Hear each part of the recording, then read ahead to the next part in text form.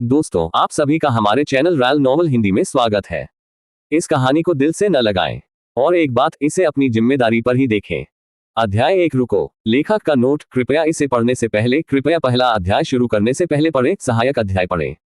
धन्यवाद। Tilde tilde dot dot dot. Horn horn, टायरों की आवाज, तारांकन बम। ड्राइवर ने ब्रेक लगाने की कोशिश की, लेकिन तब तक बहुत देर हो चुकी थी। उसने कभी यह उम्मीद नहीं की थी कि साफ सड़क पर कोई अनजान व्यक्ति उसके ट्रक के सामने आ जाएगा। उर्ग, ट्रकुन, हालांकि मैंने अपनी कुछ टिप्पणियों में आपसे मुझे हिट करने का अनुरोध किया था, मैंने ऐसा सिर्फ इसलिए किया क्योंकि मैंने सोचा था कि इससे मैं मजाकिया और कूल दिखूंगा।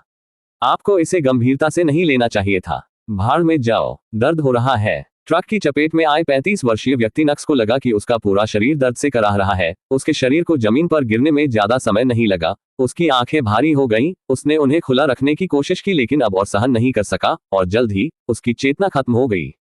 हवा जागते ही नक्स का पूरा शरीर कांप उठा। वह एक डरावना सपना था। उसने आह भरी। उसके माथे पर अभी भी पसीना आ रहा था, लेकिन अचानक उसने अपनी भौहें सिकोड़ ली।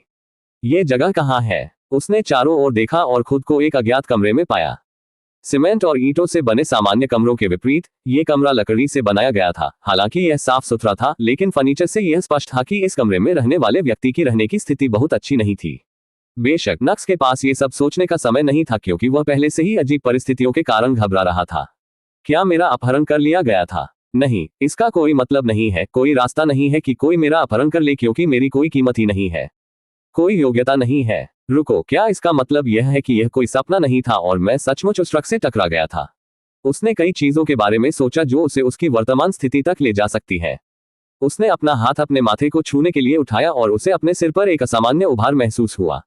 क्या मुझे किसी ने बचाया था? ये तो होना ही चाहिए। अरे, अब मुझे अस्पताल के बिलों का भुगतान करना होगा। हाँ, अगर मुझे पता होता कि ऐसा होगा तो मैंने स्वास्थ्य बीमा खरीद लिया होता।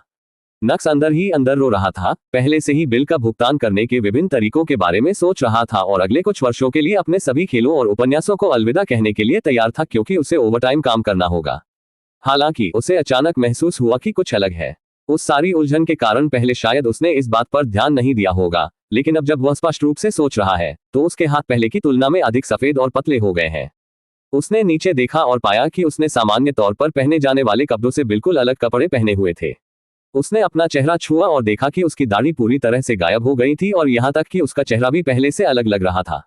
रुको। अध्याय 2। एक त्वरित निर्णय। उसने अपना चेहरा छुआ और देखा कि उसकी दाढ़ी पूरी तरह से गायब हो गई थी और यहाँ तक कि उसका चेहरा भी पहले से अलग लग रहा था। रुको। अचानक उसके दिमाग में एक बिल्कुल नया सिद्धांत प्रकट हुआ और उसके भीतर एक अजीब उत्साह पैदा हो गया। हे, क्या मैं यही सोचता हूँ? अपने दर्द को नजरअंदाज करते हुए वह तेजी से दरवाजे की ओर भागा और जैसे ही उसने दरवाजा खोला, उसने एक गहरी सांस ली। उसकी आंखें चमक उठी और उसके चेहरे पर एक बड़ी मुस्कान आ गई। हाँ, ये निश्चित रूप से वही है जो मैं सोचता हूँ, उसने चिल्लाकर कहा। हवा अलग है, नजारा अलग है, इसमें कोई शक नहीं। वह दूसरी दुनिया में था। हाँ, मैं स्थानांतरित हो गया। ट्रकुन, मेरे दोस्त, मैं निश्चित रूप से गंभीर था जब मैंने कहा कि मैं चाहता था कि तुम मुझे मारो। हाँ, वह जोर से हंसा और एक और गहरी सांस लेने के बाद वह अपने कमरे में लौट आया और चेहरे पर उत्साहित भाव लेकर जमीन पर बैठ गया। स्क्रिप्ट के अनुसार अब मेरे धोखेबाज के लिए प्रवेश करने का समय आ गया है ना? जब वह अपने धोखेबाज के सामने आने का इंतजार कर रहा था तो उसकी आंखें उत्साह से चमक उठी। 5 मिनट बीत गए। ... 10 मिनट बीत गए। ... 30 मिनट बीत गए। उसका उत्साह कम हो गया। उसका धोखा सामने नहीं आया। ठीक है, ये ठीक है। कुछ धोखेबाज एमसी की भावनाओं के साथ खेलना पसंद करते हैं और केवल तभी दिखाई देते हैं जब एमसी खतरे में हो। हाँ, ऐसा ही होना चाहिए। ये सोचते हुए उसने चारों ओर देखा और उसकी नजर फर्श पर पड़े एक थोड़े नुकीले पत्थर पर पड़ी। बिना किसी हिचकिचाहट के उसने चट्टान उठाए और सीधे अपने पेट में घोंप ली। या नहीं, ऐसा नहीं कर रहा हूं। अब मैं किसी काल्पनिक कहानी के आधार पर खुद को चोट नहीं पहुंचा सकता। क्या मैं ऐसा कर सकता हूं? इसका कोई मतलब नहीं है। ऐसा नहीं है कि मैं डरा हुआ हूं या कुछ और। ये व्यवहारिक नहीं है। हाँ, वह शांत हो गया और उसने थोड़ी देर और इंतजार करने का फैसला किया। समय बीत गया, कुछ नहीं हुआ। अंततः नक्स ने अपना धोखा प्राप्त करना छोड़ दिया। जैसा कि अपेक्षित था, किसी भी तरह से भाग्य मेरे साथ नहीं रहेगा। ... ट्रकुन, तुम्हें मेरी टिप्पणियों को गंभीरता से नहीं लेना चाहिए था। उसने अपने भाग्य को स्वीकार करते हुए आह भरी और एक और सामान्य जीवन जीने का रास्ता खोजने का फैसला किया। तभी उसकी नजर कमरे के कोने में लगे एक छोटे से दर्पण पर पड़ी। वह उसकी ओर बढ़ा और जैसे ही उसकी नजर अपने प्रतिबिंब पर पड़ी, उसने गाली दी, भाड़ में जाओ, मैं सुंदर हूं। उसने तुरंत सामान्य जीवन जीने के बारे में अपने विचारों को दूर फेंक दिया। ठीक है, इम्मा जिगोलो बन जाओ और मेरी देखभाल के लिए एक शुगर मामा ढूंढो। वाह, एक त्वरित निर्णय। पाठ्यक्रम का अध्याय 3। मैं सचमुच सुंदर हूं। नक्स ने उसके चेहरे को अलग अलग कोनों से देखते हुए प्रसन्नता से कहा। जितना अधिक उसने देखा उतना ही उसे यह पसंद आया। उसके लंबे, घने बिखरे हुए बाल उसकी चिकनी सफेद त्वचा के साथ एक बेहतरीन नक्काशीदार चेहरे के साथ मेल खाते थे।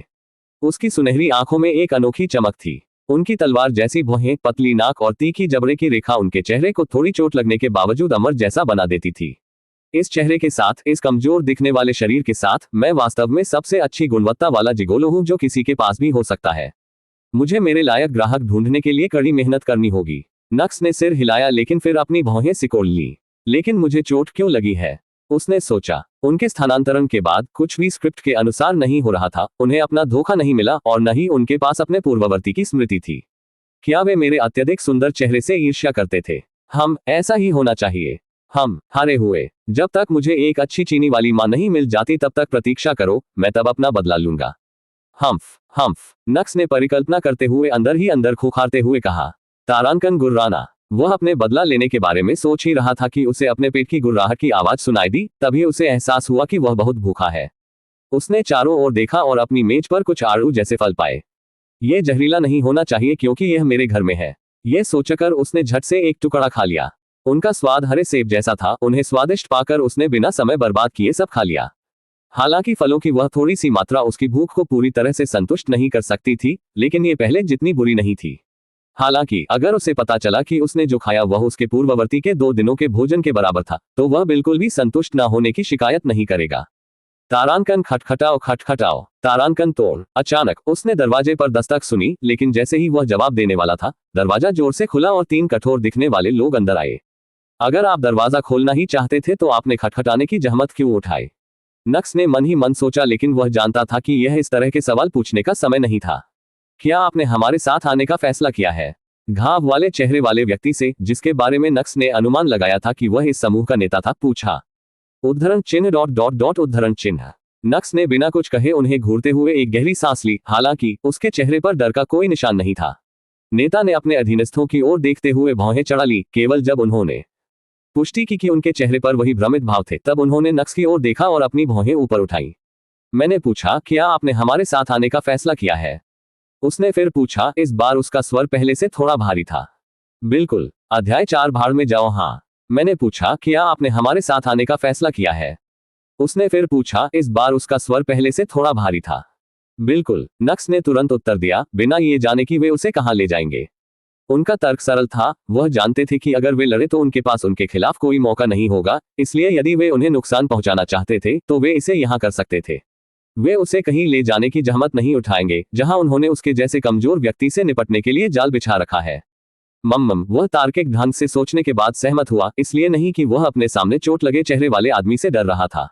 बिल्कुल नहीं। नेता, दाग चेहरे वाला व्यक्ति उसके उत्तर से चौंक गया, लेकिन उसका चेहरा तुरंत सामान्य हो गया क्योंकि उसने सिर हिलाया और एक कांच की बोतल फेंकी जिसमें एक अजीब बैंगनी रंग का तरल था। इसे पी लो। बिना कुछ पूछे नक्स ने तुरंत बोतल खाली कर दी। हालांकि वह थोड़ी कड़वी थी। जैसे ही बोतल उसके गले से नीचे उतरी, उसे अपने पूरे शरीर में गर्म ऊर्जा का प्रवाह महसूस हुआ और उसका चेहरा, जो चोटग्रस्त था, बिना कोई निशान छोड़े ठीक हो गया। हालांकि आश्चर्यचकित होने के बावजूद उसके पास ये सोचने का साहस नहीं था कि उसने किस तरह की धार्मिक चीज पी ली है, क्योंकि वह तुरंत उन लोगों के पीछे चल रहा था। कुछ देर चलने के बाद वह एक इमारत के सामने आया जो उसके घिसे पिटे लकड़ी के घर से बिल्कुल विपरीत थी। यह सफेद रंग के संगमरमर से बनी एक बड़ी इमारत थी जो इमारत को एक पवित्र एहसास देती थी। उस पर कुछ शब्द लिखे थे, लेकिन नक्स भाषा नहीं पहचान सका, इसलिए उसने उन्हें नजरअंदाज कर दिया। जल्द ही पार्टी ने इमारत में प्रवेश किया और एक विशिष्ट कमरे की ओर चल दिया। हालांकि वह दरवाजे पर जो लिखा था उसे पढ़ नहीं सका। डिजाइन और अन्य लोगों के रवैये से यह स्पष्ट था कि कमरा किसी महत्वपूर्ण व्यक्ति का था। तारांकन खटखटाओ। एक दस्तक के बाद क्लासिक नौकरानी पोशाक पहने एक खूबसूरत लड़की ने दरवाजा खोला। उसने नक्स की ओर देखने से पहले निशान वाले चेहरे वाले व्यक्ति को सिर हिलाया। उसके सामान्य अभिव्यक्तिहीन चेहरे पर वापस जाने से पहले उसके चेहरे पर थोड़ा आश्चर्य देखा जा सकता था। वह कमरे में चली गई और पार्टी ने उसका पीछा किया। वहां उन्होंने महंगे दिखने वाले कपड़े पहने एक आदमी को देखा जो इत्मीनान से कुर्सी पर बैठा था। उस व्यक्ति के सुनहरे बाल और फ्रांसीसी मूंछें थी, जिससे वह एक क्लासिक व्यापारी जैसा दिखता था। फिर उसने पूछने से पहले नक्स की ओर देखा, तुम्हें पता है कि तुम्हें यहाँ क्यों लाया गया है, ठीक है? नक्स के मन में अनगिनत विचार उमड़ घुमड़ रहे थे। क्या मुझे उससे कहना चाहिए कि मैं कुछ नहीं जानता? लेकिन उस जख्मी चेहरे वाले व्यक्ति के रवैये से यह स्पष्ट है कि उसने मेरे पूर्ववर्ती को स्थिति के बारे में बताया था। क्या वे नहीं जानते होंगे कि मैं वह नहीं हूं जो वे सोचते हैं कि मैं हूं? लेकिन क्या हो रहा है ये जानने का यह मेरे लिए एकमात्र मौका है, मुझे इसे बर्बाद नहीं करना चाहिए। इन सभी त्वरित विचारों के कारण नक्स थोड़ा घबरा गया और उसने सिर हिलाया और उसी समय अपना सिर हिलाया, जो काफी मजाकिया लग रहा था। नक्स की ओर वापस मुड़ने से पहले जब उसने चोट के निशान वाले चेहरे वाले व्यक्ति की ओर देखा तो उसकी प्रतिक्रिया पर उस व्यक्ति ने अपनी भौहें ऊपर उठा ली। मेरा नाम एल्टन पेटेन है, मैं इस मर्चेंट गिल्ड का प्रमुख हूँ। तुम, मेरे मित्र, एक भाग्यशाली व्यक्ति हो जिसने विस्काउंट फेल्बटा की नजरें खींची। जब नक्स ने एल्टन की ओर देखा तो उसकी आंखें खुल गईं, ये देखने के लिए कि क्या वह मजाक कर रहा है। हाँ, मेरा दोस्त विस्काउंट फेल्बटा तुम्हें अपने कार्मिक लड़के के खिलौने के रूप में लेना चाहता है, एल्टन ने खुलासा किया और नक्स की आंखें उस सदमे को छिपा नहीं सकी जो वह अनुभव कर रहा था। भाड़ में जाओ। हाँ, अध्याय 5। आखिरकार मुझे मेरा धोखा मिल गया। नक्स का चौंका देने वाला रूप देखकर एल्टन ने संतुष्टि में सिर हिलाया और सवाल किया, अच्छा, क्या आप विस्काउंट फेल्बटा से मिलने के लिए तैयार हैं? बेशक, लेकिन क्या मुझे पहले खुद को तैयार नहीं करना चाहिए और अपना सर्वश्रेष्ठ दिखने के लिए कुछ उपयुक्त कपड़े नहीं खरीदने चाहिए? नक्स ने सवाल किया, पहले से ही विस्काउंट फेल्बटा के अच्छे पक्ष में आने के तरीकों के बारे में सोच रहा था। वह एक अच्छा जिगोलो था, प्राकृतिक जितना अच्छा। नक्स ने जो कहा उसे सुनकर एल्टन ने नक्स के तेजस्वी चेहरे पर नजर डाली और उसके होंठ कांप उठे। फिर भी एक पेशेवर व्यापारी के रूप में उन्होंने अपनी अभिव्यक्ति छिपाए और उत्तर दिया, नहीं, मुझे नहीं लगता कि आपको ऐसा करना चाहिए। विस्काउंट फेल्बटा जैसी महिला कमजोर लड़कों को पसंद करती है, आप जानते हैं मेरा क्या मतलब है। आपका कमजोर दिखने वाला शरीर उन घिसे पिटे ढीले वस्त्रों के साथ मिलकर उसे और अधिक उत्साहित कर देगा। मैं देख रहा हूं। नक्स ने गंभीरता से सिर हिलाया। उसके हाव भाव से ऐसा लग रहा था जैसे वह किसी गंभीर बात पर विचार कर रहा हो। ठीक है, आइए विस्काउंट को पहले से अधिक समय तक इंतजार न कराएं, एल्टन ने ताली बजाते हुए कहा और सभी को तैयार होने के लिए प्रेरित किया। 1 घंटे लंबी गाड़ी की सवारी के बाद नक्स ने खुद को एक महिला के सामने पाया। जैसे ही महिला की नजर नक्स पर पड़ी, उसकी आंखें चमक उठी और चेहरे पर एक बड़ी सी मुस्कान आ गई। हेलो नक्स, मेरा नाम फेल्बटा अल्वे है, मैंने ही तुम्हें मर्चेंट गिल्ड से खरीदा था। अब से तुम यहाँ मेरे साथ रहोगे और जो मैं कहूंगा वही करोगे, ठीक है? व्हाटएवर टिल्डर मैं कहता हूँ, ठीक है। दूसरी ओर नक्स स्थिर खड़ा रहा और उसने अपने चेहरे पर स्तब्ध भाव के साथ आगे की ओर देखा। उसकी तीव्र और खोई हुई दृष्टि को देखकर विस्काउंट थोड़ा शर्मा गई और फिर उसने पूछा, क्या आपके पास कोई प्रश्न है? उद्धरण चिन्ह ... उद्धरण चिन्ह। नक्स चुप रहा। यह देखकर कमरे में मौजूद सभी लोगों की भौहें सिकुड़ गईं, लेकिन नक्स को इससे कोई फर्क नहीं पड़ा। उसने कमरे में मौजूद किसी भी व्यक्ति की परवाह नहीं की, यहां तक कि विस्काउंट फेल्बटा की भी नहीं। अभी वह उस स्क्रीन का निरीक्षण करने में व्यस्त था जो उसके सिर के अंदर एक डिंग ध्वनि के साथ उसकी आंखों के सामने दिखाई दे रही थी। डिंग, पहले लक्ष्य का पता लगाया गया। सुप्रीम हरम गॉड सिस्टम की शुरुआत। सर्वोच्च हरम ईश्वर प्रणाली को मेजबान की आत्मा से जोड़ना। कनेक्शन पूरा हुआ। चरित्र सूचना। नाम नक्स लिएंडर। आयु 18। मन खेती नश्वर। शारीरिक खेती नश्वर। Closing square bracket. जाति मानव। प्रतिभा कम। LVL 1। HP 100/100। STR 6। AGL 8। VIT 10। STM 7। INT 9। DEF 5। रिक्त बिंदु 10। सामान्य मनुष्य की सीमा 10। क्षमता स्पर्श की लालसा। स्पर्श की लालसा, आपका स्पर्श एक महिला को और अधिक के लिए लालायित कर देगा और वह कभी भी किसी और से यौन रूप से संतुष्ट नहीं होगी। जितना अधिक समय आप किसी महिला के साथ बिताते हैं, प्रभाव उतना ही मजबूत होता जाता है। हरम सदस्य कोई नहीं। शुरुआती बोनस के रूप में सिस्टम मेजबान को 10 रिक्त अंक प्रदान करेगा जिन्हें वह अपने किसी भी आंकड़े में जोड़ सकता है। सुप्रीम हरम गॉड सिस्टम सफलतापूर्वक स्थापित किया गया है। अब से मेजबान उस महिला की शक्ति, प्रतिभा, शारीरिक संरचना और वंशावली हासिल कर सकता है जिसे वह चाहता है। लक्ष्य जितना मजबूत होगा, मेजबान को उतना ही अधिक लाभ होगा। जितना अधिक वह पढ़ता गया, उतना ही अच्छा होता गया। उसकी आंखों में एक अनोखी चमक चमकने लगी। आखिरकार मुझे मेरा धोखा मिल गया। अब मुझे सामान्य जिंदगी नहीं जीना है। अध्याय 6 विस्काउंट फेल्बटा। आखिरकार मुझे मेरा धोखा मिल गया। अब मुझे सामान्य जिंदगी नहीं जीना है। वह अंदर ही अंदर खुश हो गया। नक्स। अचानक उसने किसी को अपना नाम चिल्लाते हुए सुना और उसके विचार तुरंत धरती पर लौट आए। आह, क्या उसने पूछा जब उसकी नजर अंततः विस्काउंट फेल्बटा पर पड़ी। आप ऐसा क्या सोच रहे हैं जो इतना महत्वपूर्ण है कि आपको मुझे नजरअंदाज करने का दुस्साहस हुआ? विस्काउंट ने नक्स की ओर घूरते हुए सवाल किया। Sorry, I am sorry. मैंने कभी तुम्हारे जैसी खूबसूरत किसी को नहीं देखा, इसलिए मैं खो गया था। उसने अपने चेहरे पर हल्की सी लाली के साथ अजीब तरीके से जवाब दिया। असली चिकना। उनके उत्तर ने एक आकर्षण की तरह काम किया क्योंकि विस्काउंट की नजर चकाचौंध से गर्म नजर में बदल गई। हाँ, ये गेम आसान मोड पर है। नक्स ने उसके हाव भाव में परिवर्तन देखकर मन ही मन सोचा। लेकिन वह झूठ नहीं बोल रहा था। जब उसने उसे देखा तो वह सचमुच आश्चर्यचकित हो गया। उसने सोचा था कि वह किसी मोटी बदसूरत महिला की तरह होगी, लेकिन वह एक मिल्फ का उत्कृष्ट उदाहरण थी। उसका परफेक्ट ओवरग्लास फिगर उतना ही मनमोहक था जितना कभी हो सकता था। नक्स उन दूधिया स्तनों पर नजर डालने से खुद को नहीं रोक सका जो एक सामान्य बच्चे की नाक से खून बहने के कारण मरने के लिए पर्याप्त थे। उसके भूरे बाल नक्स से मेल खाते थे, जबकि उसकी काली आंखें रसातल की तरह गहरी थीं। उसकी पतली भौहें, छोटी नाक और चेरी जैसे लाल और सुस्वादु होंठ उसे एक आकर्षक सक्कुबस की तरह बनाते थे। उसे यह भी आश्चर्य हुआ कि उसके जैसी महिला एक लड़के के लिए खिलौना क्यों चाहती है और वह इसके लिए भुगतान भी क्यों करेगी। अरे, अगर लोगों को उसके लड़के का खिलौना बनने का मौका मिले तो लोग खुद भुगतान करेंगे। यह कोई समस्या नहीं है, बस अब से सावधान रहें। ठीक है, मैं आपसे फिर पूछूंगा, क्या आप अपना सामान्य जीवन त्याग कर शेष जीवन मेरे साथ रहने के लिए तैयार हैं? बिल्कुल। हालांकि यह जवाब पहले जैसा ही था, लेकिन अगर गहराई से देखा जाए तो उसकी सुनहरी आंखों में एक अलग सी चमक थी। एक शिकारी की नजर। पहले वह सिर्फ एक लड़के का खिलौना बनना चाहता था ताकि वह किसी के साथ कुछ समय बिताते हुए स्थिर जीवन जी सके, लेकिन अब वह यहाँ सिर्फ एक लड़का खिलौना या जिगोलो बनने के लिए नहीं आया था। अब वह फेल्बटा नामक इस महिला को जीतना चाहता था। उसने अपनी अत्यधिक प्रबल क्षमता, क्रेविंग टच पर नजर डाली और अधिक महिलाओं को पाने और अपनी शक्ति बढ़ाने के विभिन्न तरीकों के बारे में सोचा। ट्रकुन, मेरे दोस्त, मैं निश्चित रूप से गंभीर था जब मैंने कहा कि मैं चाहता था कि तुम मुझे मारो। हाँ। अध्याय 7 सुरक्षा आखिरकार महत्वपूर्ण है। हाँ, नर्म बिस्तर पर बैठकर नक्स ने राहत की सांस ली और इधर उधर देखा। अभी वह एक नए कमरे में था जो उसके पिछले जर्जर कमरे से बिल्कुल अलग था। यह स्पष्ट था कि विस्काउंट ने उसके साथ काफी अच्छा व्यवहार किया। नक्स ने अपने सामने सिस्टम स्क्रीन पर नजर डालते ही अपना सिर हिलाया। मेमोरी खंड का पता चला। क्या आप इसे पुनः प्राप्त करना चाहेंगे? लागत 10 रिक्त अंक। हाँ, नहीं, यह मेरे पूर्ववर्ती की यादें होनी चाहिए। क्या मुझे इसे पुनः प्राप्त करना चाहिए? मम्मा, लेकिन क्या ये वास्तव में इसके लायक है? मेरा मतलब है कि वह तो कुछ भी नहीं था। उसे क्या पता था कि वह मेरी मदद कर सकता है?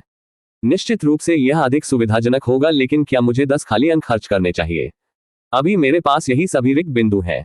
साथ ही मुझे नहीं पता कि इन रिक्त बिंदुओं की गिरावट दर क्या है, इसलिए मुझे उनका मूल्य नहीं पता। लेकिन प्रणाली के अनुसार एक सामान्य मनुष्य की एक निश्चित विशेषता की सीमा 10 है, जिसका अर्थ है कि यदि मैं ताकत के सभी रिक्त बिंदुओं को जोड़ दूं, तो ये सामान्य मनुष्यों की तुलना में मेरी ताकत को सीधे दोगुना कर सकता है।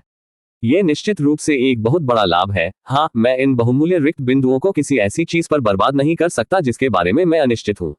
अब तकनीकी रूप से मुझे इन रिक्त बिंदुओं को सहेजना चाहिए और उन्हें किसी अन्य विशेषता में नहीं जोड़ना चाहिए ताकि मैं कमजोर होने पर अधिक अंक पीस सकूं और जब मैं उन्हें हासिल नहीं कर सकूं तो इन बिंदुओं को जोड़ सकूं। लेकिन यह केवल तभी अच्छा लगता है जब यह एक वीडियो गेम हो, और मेरा जीवन निश्चित रूप से ऐसा नहीं है। ठीक है, मैंने फैसला कर लिया है। मैं अभी इन बिंदुओं को जोड़ दूंगा और बाद में जो अंक हासिल करूंगा उन्हें सुरक्षित रखूंगा। ठीक है, इसके बारे में सोचने के लिए ज्यादा कुछ नहीं है। चपलता पर 6 अंक, सहनशक्ति पर 4 अंक। नक्स को अपने शरीर में ऊर्जा की एक अनोखी धारा बहती हुई महसूस हुई। अचानक उसे महसूस हुआ कि उसका शरीर पहले की तुलना में बहुत हल्का हो गया है। उसे ऐसा लगा जैसे वह किसी दौड़ में दुनिया के सबसे तेज धावक से आसानी से आगे निकल सकता है। यह एक ही समय में अजीब और अच्छा लगा। नाम, नक्स लिएंडर। आयु 18। मन, खेती, नश्वर। शारीरिक खेती, नश्वर। Closing square bracket. जाति, मानव। प्रतिभा, कम। LVL 1। HP 100/100। STR 6। AGL 14। VIT 10। STM 11। Int 9। DEF 5। रिक्त अंक 0। जब उसने अपने आंकड़ों पर नजर डाली तो उसने संतुष्टि में सिर हिलाया। इससे मैं कभी भी मुश्किल परिस्थिति में फंसने पर आसानी से भाग सकता हूं। आखिरकार सुरक्षा महत्वपूर्ण है। अपने आंकड़ों के मामले को निपटाने के बाद उन्होंने अपना ध्यान अपने सिस्टम पर केंद्रित किया और इसे बेहतर ढंग से समझने के लिए इसकी विशेषताओं के बारे में पढ़ना शुरू किया। अध्याय 8 एक शिकारी की मुस्कुराहट। समय बीतता गया और शाम ढल गई। नक्स ने देखा कि विस्काउंट के कार्यालय से लौटने का समय हो गया है। उसे नहीं पता था कि वह कब लौटेगी, लेकिन चूंकि उसके पास करने के लिए और कुछ नहीं था तो वह उठ खड़ा हुआ और विस्काउंट के कमरे की ओर चल दिया। उन्होंने कुछ शोध किया था और पता चला कि विस्काउंट के पति की मृत्यु हो गई थी और उनका इकलौता बेटा रॉयल अकादमी में रहता है और शायद ही कभी घर आता है। हाँ, आगे का रास्ता साफ है। मन ही मन हंसते हुए वह विस्काउंट के कमरे के सामने आया, ये देखते हुए कि वह वापस नहीं आई है। उसने कमरे के सामने बैठकर उसका इंतजार करने का फैसला किया। नक्स, तुम यहाँ क्या कर रहे हो? विस्काउंट को दो नौकरानियों के साथ लौटने में ज्यादा समय नहीं लगा। जब उसने नक्स को अपने कमरे के सामने बैठे देखा तो उसके चेहरे पर आश्चर्य के भाव थे और उसने सवाल किया, ओह कुछ नहीं माँ, मैंने बस सोचा था कि आप इतने लंबे समय तक काम करने के बाद थक गई होंगी, इसलिए मैंने यहाँ आकर यह जांचने का फैसला किया कि क्या कुछ है जिसमें मैं आपकी मदद कर सकता हूँ। नक्स ने हकलाते हुए जवाब दिया। बेशक वह शर्म और हल्के से शर्माते हुए अपनी नजरें झुकाने से पहले उसके चेहरे पर नजर डालना नहीं भूला। उनके उत्तर से प्रसन्न होकर विस्काउंट मुस्कुराया और सवाल किया, ओह आप मेरी क्या मदद करेंगे? मैं आपके कंधों की मालिश कर सकता हूँ, इससे आपको आराम करने में मदद मिलेगी। नक्स ने अपनी निगाहें नीचे रखते हुए उत्तर दिया। विस्काउंट ने हंसते हुए कहा कि उसके अंदर इस लड़के को चिढ़ाने की तीव्र इच्छा घर कर गई थी। जब उसने प्रश्न किया तो वह मनमोहक मुस्कान के साथ नक्स की ओर चली। उसका चेहरा नक्स से आधी उंगली दूर था। आप नीचे क्यों देख रहे हैं? क्या मैं इतनी बदसूरत हूं कि आप देख नहीं सकते? नहीं, तुम बहुत सुंदर हो। मेरा मतलब है नहीं, ऐसा नहीं है। नहीं, मेरा मतलब है कि तुम सुंदर हो, लेकिन मम्मा। नक्स घबरा गया जब उसने ऊपर देखा और देखा कि उसका चेहरा उसके चेहरे के बहुत करीब था। उसने पीछे हटने की कोशिश की लेकिन फिसल गया और जमीन पर गिर गया। कोई स्पष्टीकरण देने में असमर्थ, उसने अपनी नजर जमीन पर रखने का फैसला किया। यह देखकर न केवल विस्काउंट बल्कि उसके पीछे आने वाली दो नौकरानियां भी हंसने लगी। विस्काउंट मुस्कुराए और नक्स के सामने झुककर सवाल किया, क्या आप मुझसे कह रहे हैं कि मैं सुंदर नहीं हूँ? नहीं, तो क्या तुम्हें लगता है कि मैं सुंदर हूँ? हाँ। सवाल करते समय विस्काउंट की मुस्कान चौड़ी हो गई।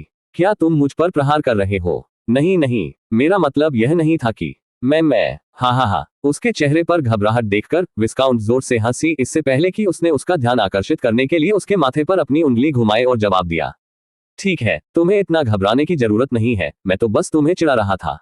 जहां तक मेरी मालिश करने की बात है तो तुम किसका इंतजार कर रहे हो? मेरे पीछे आओ। इतना कहकर विस्काउंट उठ खड़ी हुई और चेहरे पर बहुत संतुष्ट भाव लिए वह अपने कमरे में दाखिल हुई। नक्स भी आज्ञाकारी ढंग से उसके पीछे पीछे अपने कमरे में चली गई। निस्संदेह किसी ने भी उसके चेहरे पर उस छोटी अदृश्य मुस्कान पर ध्यान नहीं दिया।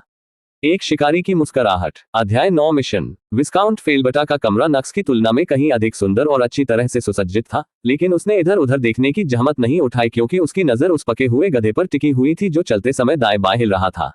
उसने जो लाल गाउन पहना है वो उसके आवरग्लास फिगर को छिपाने के लिए कुछ भी नहीं करता है और यहाँ तक कि इसे बढ़ाता भी है। ऐसा लग रहा था मानो वह वहां रहकर उसे चिढ़ा रही हो। सचमुच एक मनमोहक महिला। डिंग। अचानक नक्स के दिमाग में एक आवाज गूंजी। मिशन फेलबटा अलवे को चोदो। विवरण, ठीक है, फेलबटा अलवे को चोदो। इनाम, विवेक की आंख। चेतावनी, यदि मिशन विफल हो जाता है तो क्षमता क्रेविंग टच अक्षम कर दी जाएगी। समय सीमा 30 दिन। एक मिशन। वाह, यह वास्तव में एक आरपीजी गेम की तरह है। हालांकि सजा काफी डरावनी है।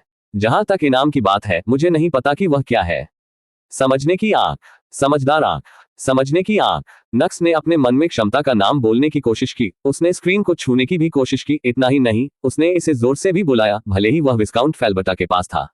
उद्धरण उद्धरण। लेकिन इतना सब होने के बाद भी कुछ नहीं हुआ। मिस्टर सिस्टम, क्या मुझे कोई विवरण नहीं मिलता? नक्स ने सिस्टम को कॉल करने का प्रयास किया लेकिन फिर भी कुछ नहीं हुआ। सिस्टम उसे नजरअंदाज कर रहा था। क्या यह उन प्रणालियों में से एक है जिनमें चेतना नहीं है? खैर, ईमानदारी से कहूं तो मैं इसे इसी तरह से पसंद करता हूं। मैं वास्तव में बातचीत का तंत्र नहीं चाहता, यह बहुत कष्टप्रद है। ओह ठीक है, जो भी हो। जहां तक मुझे पता है ये मिशन बहुत आसान है। मेरा मतलब है, इस महिला ने मुझे बॉय टॉय के रूप में खरीदा है ना? क्या यह बेवकूफी नहीं होगी कि वह जिस लड़के के खिलौने पर अपना पैसा खर्च करती है उसे न चोदे? यह मिशन मुफ्त है। हे टिल्डा, हालांकि मैं उसके पुरस्कार की प्रतीक्षा कर रहा हूँ। तुम वहां किस लिए खड़े हो? चलो मेरे कंधों से शुरू करो। विशाल बिस्तर पर बैठे विस्काउंट ने आदेश दिया। नक्स अपनी नींद से बाहर आया और उसकी नजर विशाल बिस्तर पर बैठे विस्काउंट फेलबटा पर पड़ी और उसके दिल की धड़कन तेज हो गई। विस्काउंट के लाल गाउन और सफेद बेडशीट के बीच का अंतर वास्तव में बहुत अच्छा था। साथ ही वह कैसे रक्षाहीन होकर बैठी हुई थी और अपने बेहद आकर्षक चेहरे के साथ उसे देख रही थी। वह मदद नहीं कर सका लेकिन घूंट पीकर शर्मा गया। इस बार वह अभिनय नहीं कर रहा था, यह उसकी स्वाभाविक प्रतिक्रिया थी। विस्काउंट फेलबटा बहुत सुंदर थी। उसे इस तरह शर्माते देख विस्काउंट फेलबटा के चेहरे पर मुस्कान आ गई। कौन नहीं चाहता कि उसकी खूबसूरती की तारीफ दूसरे लोग करें? बेशक एक विस्काउंट और एक खूबसूरत बूट के रूप में ऐसे कई लोग हैं जो उसकी सुंदरता की प्रशंसा करते हैं, लेकिन नक्स और उनके बीच एक अंतर था। दूसरों की प्रशंसा के पीछे हमेशा कोई न कोई छिपा हुआ इरादा होता है। वह एक कुलीन थी, वह जानती थी कि अन्य कुलीन कैसे दो मुंहे हो सकते हैं, इसलिए उसने कभी भी उनके सामने अपनी सुरक्षा कम नहीं होने दी। हालांकि नक्स अलग था, वह सिर्फ एक शक्तिहीन छोटा लड़का था। वह उसका कुछ नहीं बिगाड़ सकता, इसलिए उसकी प्रशंसा सच्ची थी। इससे यह तथ्य जुड़ गया कि वह वास्तव में उसकी प्रशंसा नहीं कर रहा है और बस अनियंत्रित रूप से शर्मा रहा है। फेल्बटा और भी अधिक आश्वस्त था। अध्याय 10। हा हा हा, वह बहुत प्यारा और मासूम है। एक विस्काउंट और एक खूबसूरत बूट के रूप में ऐसे कई लोग हैं जो उसकी सुंदरता की प्रशंसा करते हैं, लेकिन नक्स और उनके बीच एक अंतर था। दूसरों की प्रशंसा के पीछे हमेशा कोई न कोई छिपा हुआ इरादा होता है। वह एक कुलीन थी, वह जानती थी कि अन्य कुलीन कैसे दो मुंहे हो सकते हैं, इसलिए उसने कभी भी उनके सामने अपनी सुरक्षा कम नहीं होने दी। हालांकि नक्स अलग था, वह सिर्फ एक शक्तिहीन छोटा लड़का था। वह उसका कुछ नहीं कर सकता, इसलिए उसकी प्रशंसा ईमानदार थी। इससे यह तथ्य जुड़ गया कि वह वास्तव में उसकी प्रशंसा नहीं कर रहा है और बस अनियंत्रित रूप से शर्मा रहा है। फेल्बटा और भी अधिक आश्वस्त था। बेशक यही एकमात्र कारण नहीं था कि नक्स और अन्य अलग अलग थे।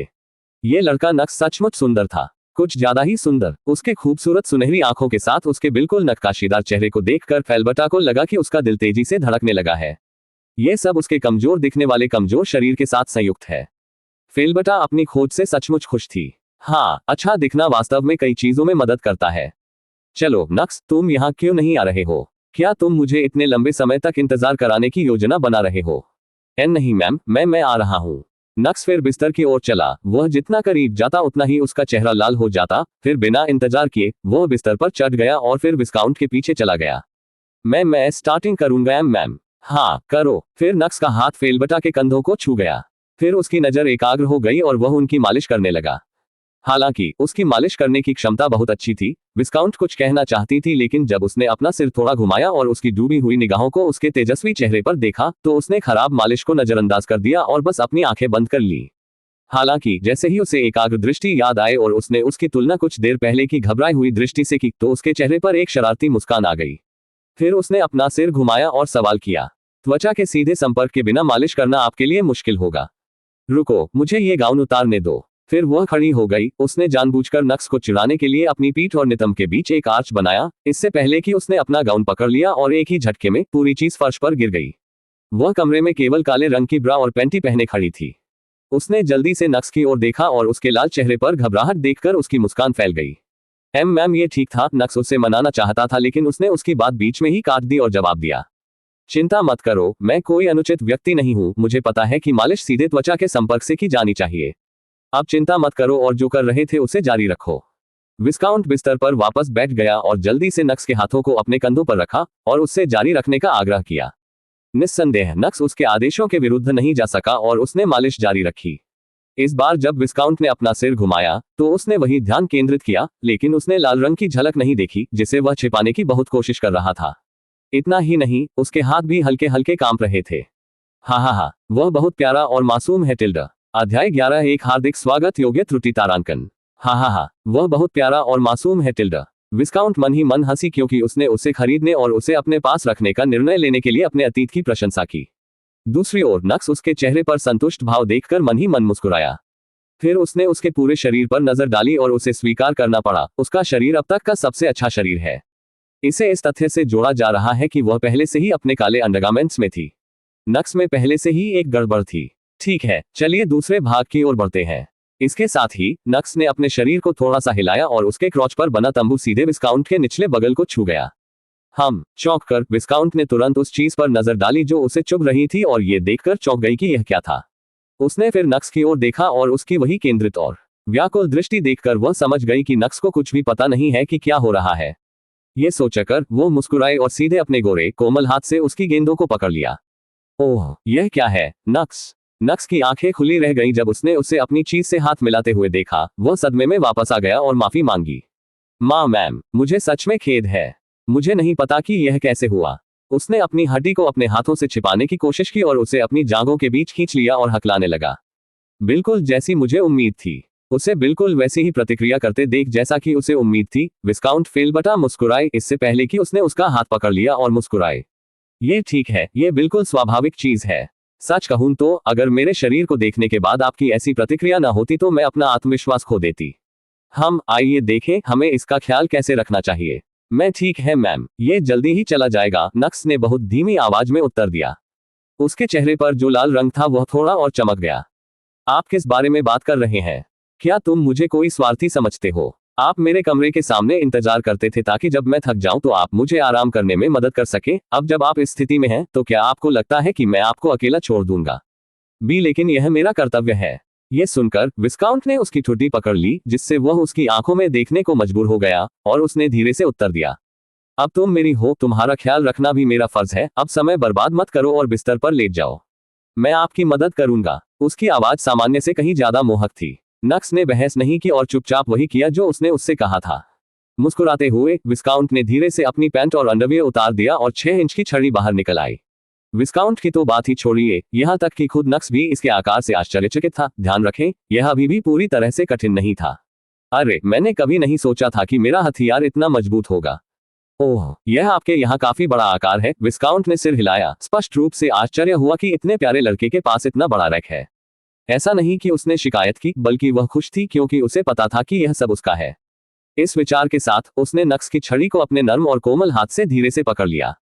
जैसे ही उसने उसके शाफ्ट को छुआ, नक्स को महसूस हुआ कि एक बड़ा बिजली का बोल्ट उसके शरीर से होकर गुजर रहा है, जो उसकी टेलबोन से शुरू होकर उसकी गर्दन के पास समाप्त हो रहा है।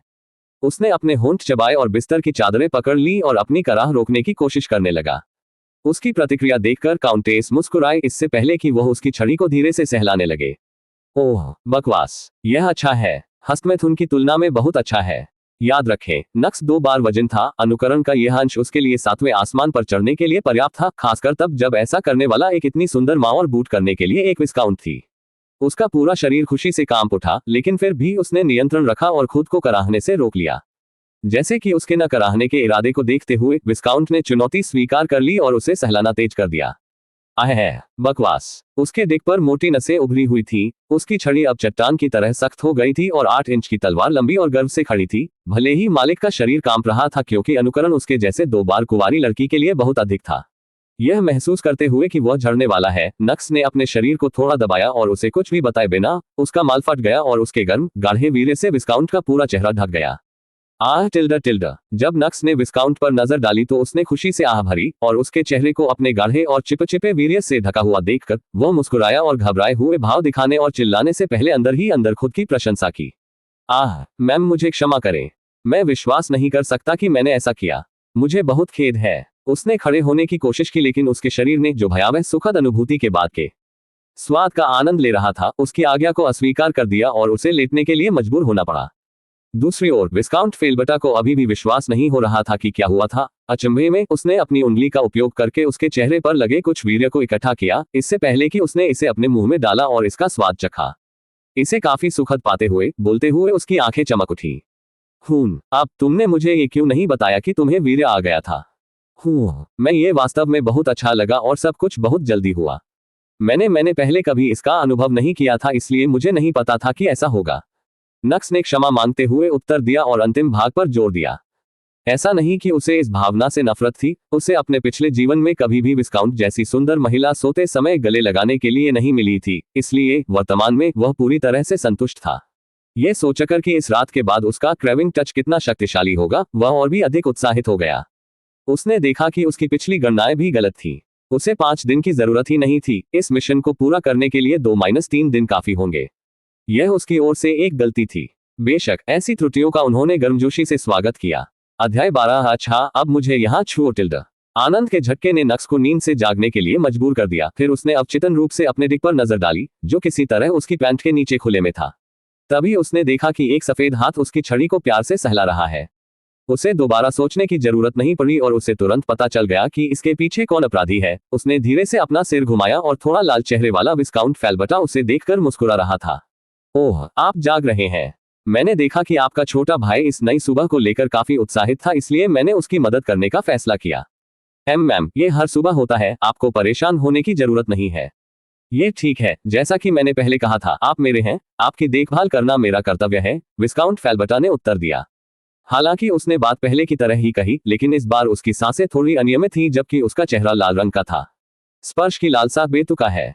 नक्स ने शर्माते हुए और नम्रता से सिर हिलाते हुए मन ही मन सोचा। आनंद के आवेग ने उस पर लहर दर लहर हमला किया, लेकिन ये कल जितना बुरा नहीं था। पिछली बार वह कोई अनुभवहीन व्यक्ति था, लेकिन अब जब वह पहले ही एक बार इसका अनुभव कर चुका है, तो वह यथासंभव लंबे समय तक टिके रहने की पूरी कोशिश करेगा। जैसे कि वह जानती थी कि वह क्या सोच रहा था, विस्काउंट फेलबटा ने तुरंत अपनी रणनीति बदल दी और अपने शरीर को मोड़ लिया और वह रेंगते हुए उसके क्रॉच की ओर चली गई। ठीक है, मैं आज तुम्हें कुछ अच्छा दिखाऊंगा टिल्डा। ये कहते हुए उसने अपना गाउन नीचे खींच लिया, केवल उसके बड़े दूधिया स्तन बाहर निकलने के लिए सीधे खड़े थे क्योंकि उन्हें गाउन द्वारा सहारा दिया जा रहा था। शीर्ष पर गुलाबी चेरी के साथ उन सफेद जुड़वा बच्चों को देखकर किसी भी आदमी की लार टपक सकती है। नक्स ने मांस के उन नर्म ढेरों को जितना चाहे उतना निचोड़ने का सपना देखा था। खड़े होकर उन बाजीगरों को न टटोलने के लिए उसकी सारी इच्छा शक्ति लग गई। लेकिन कुछ क्षण बाद उसने हार न मानने और जहां था वहीं रहने के लिए खुद को धन्यवाद दिया, क्योंकि आगे जो हुआ वह कुछ ऐसा था जिसकी उसने कभी कल्पना भी नहीं की थी, कम से कम हाल के भविष्य में तो नहीं। विस्काउंट फेलबटा ने खुद को सावधानी से स्थित किया और फिर उसके दो विशाल पहाड़ों ने उसकी विशाल छड़ी को घेर लिया और एक आत्मा उत्तेजित खुशी ने उसके दिमाग पर हमला कर दिया। उसके पूरे शरीर में हजारों हजारों खुशी की लहरें दौड़ गईं और उसे अपने पूरे शरीर में एक अजीब सी सुन्नता महसूस हुई। दिगगज टिटफक टिल्डा ऐसा न करने की पूरी कोशिश करने के बावजूद वह एक संतुष्ट कराह छोड़ने से खुद को नहीं रोक सका। उसका पूरा शरीर कांप उठा और जब उसके लिंग ने उसकी दरारों को रगड़ा, जबकि दो नर्म और सुंदर जोड़ी स्तनों द्वारा उसे मसला गया, तो उसे जो खुशी महसूस हुई वह कल उसके द्वारा दिए गए हैंड जॉब से हजारों गुना बेहतर थी। उसकी आंखें पीछे मुड़ गईं और उसकी पीठ ऊपर की ओर झुक गई, जो वह महसूस कर रहे अत्यधिक आनंद का विरोध करने की कोशिश कर रहा था। उसकी प्रतिक्रिया से संतुष्ट होकर विस्काउंट फेलबटा मुस्कुराया और अपनी गति बढ़ा दी, जिससे उसे जो आनंद महसूस हो रहा था वह और भी तीव्र हो गया। हालांकि नक्स ने फिर भी विरोध किया। वह अभी भी तुरंत सहने की इच्छा से जूझ रहा था, जैसे कि इससे उकसाया गया हो। विस्काउंट फेलबटा की आंखें उससे मिलनी, आंख से संपर्क बनाए रखते हुए उसने अपना सिर नीचे किया और अपने सुस्वाद लाल होठों को चाटा, इससे पहले कि वह उसके स्तनों से बाहर निकले उसकी दिख की नोक को चूमती। ऊहे टिल्डा इस स्वर्गीय दृश्य से उत्तेजित होकर नक्स अब इसे बर्दाश्त नहीं कर सका और उसका वीर्य फूट पड़ा, जो एक बार फिर विस्काउंट फेलबटा के चेहरे और उसके दूधिया स्तनों पर फैल गया। हालांकि इस बार यह उसके मुंह के पास अधिक केंद्रित था। हा हा हा हा हा हा। नक्स ने जोर जोर से सांस ली, उसकी छाती तेजी से ऊपर नीचे हो रही थी। इस बार इस बारे में कोई विचार नहीं था कि इससे उसे अपने लक्ष्य में कैसे मदद मिलेगी या उसे विस्काउंट को खुश करने के लिए कैसे कार्य करना चाहिए। तमाम उत्तेजनाओं के कारण उसका दिमाग पहले से ही सुन्न हो गया था। तुम्हें सच में अपना दूध मेरे चेहरे पर फैलाना अच्छा लगता है ना? विस्काउंट फेलबटा ने चिल्लाया। ये बहुत अच्छा लगा। हा। नक्स ने बिना सोचे उत्तर दिया। उसे इस तरह देखकर विस्काउंट फेलबटा मुस्कुराए और अपना सिर हिलाया। आप मेरे आदेशों को गंभीरता से नहीं लेते क्या आप? मैंने तुमसे कहा था कि सहने से पहले मुझे बताओ, लेकिन तुमने इसे नजरअंदाज कर दिया। इस बार नक्स का दिमाग साफ हो गया और उसने तुरंत उत्तर दिया, मुझे बहुत खेद है माँ।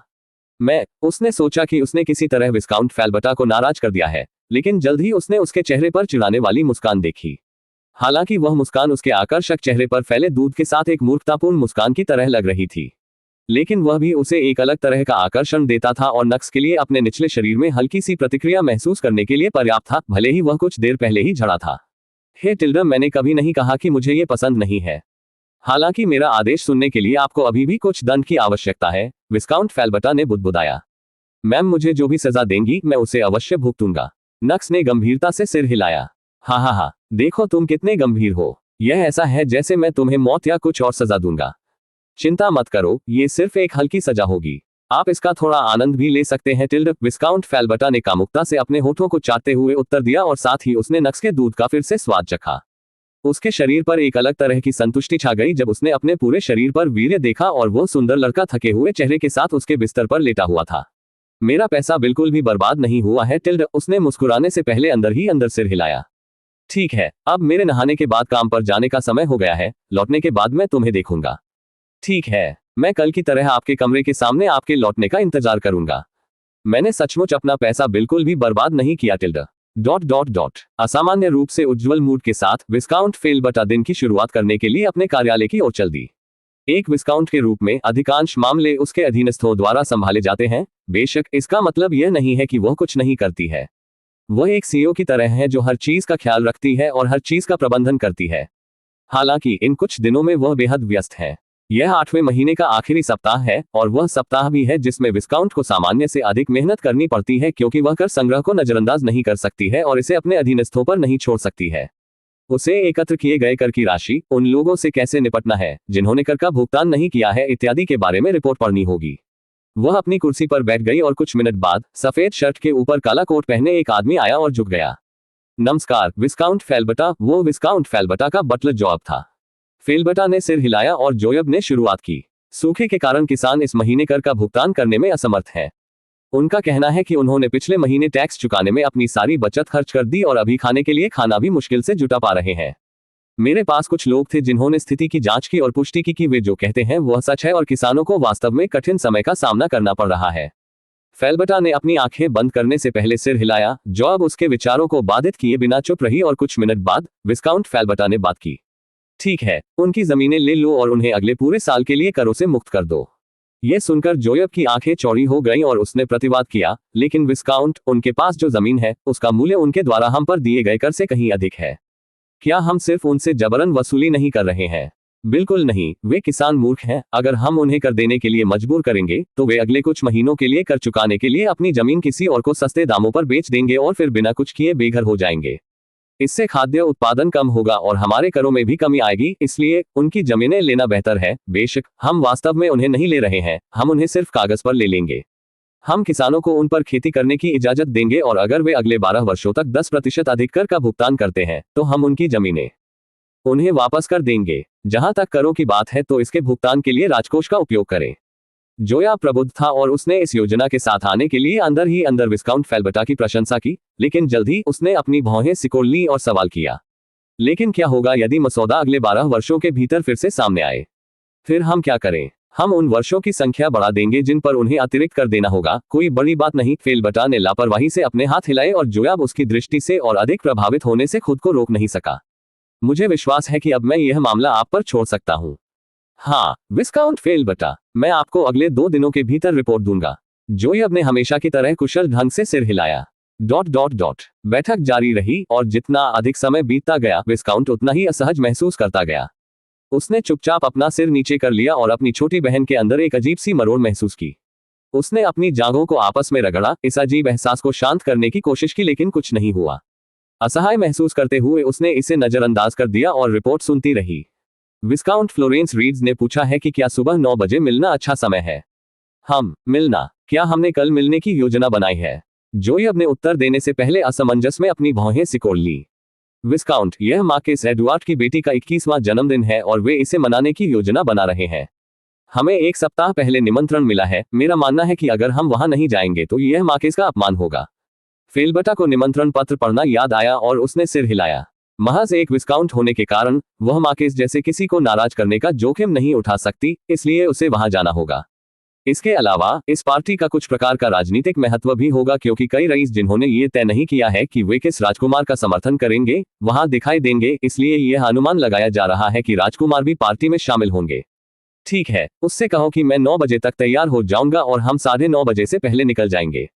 हम देर होने का जोखिम नहीं उठा सकते। इसके अलावा क्या आपने उपहारों के बारे में सोचा है? विस्काउंट को इसके बारे में चिंता करने की जरूरत नहीं है, मैंने इसे पहले ही तैयार कर लिया है।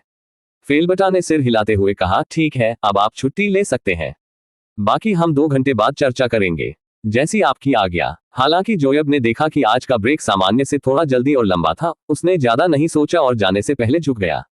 जैसे ही जोयब चला गया, विस्काउंट का गंभीर चेहरा बदल गया और उसने अपनी नहर में अपनी उंगली डालने से पहले जल्दी से अपना गाउन उठाया और खुद को आनंद देना शुरू कर दिया। हाँ, टिल्डर, क्या हो रहा है? ये कैसी गुदगुदी हो रही है? ऐसा पहले कभी नहीं हुआ। हालांकि जब उसने हस्तमैथुन किया तो उसे बहुत अच्छा लगा, फिर भी उसे लगा कि कुछ कमी है।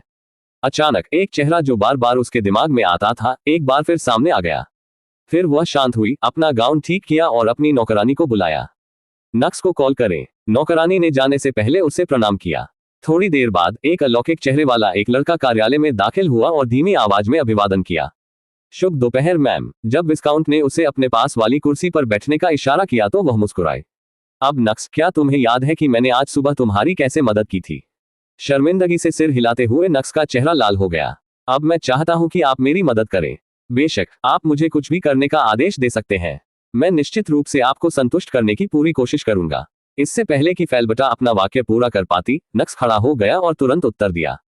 फेलबटा ने उसे इस तरह देखकर हंसते हुए जवाब दिया, अच्छा, अब मुझे यहाँ छुओ टिल्डर। अध्याय 13 डरावना स्पर्श की लालसा तारांकन। अच्छा, अब मुझे यहाँ छुओ। क्या? नक्स स्तब्ध होकर वहीं खड़ा रहा। उसे विश्वास ही नहीं हो रहा था कि वह इतनी सीधी बात कर रही है।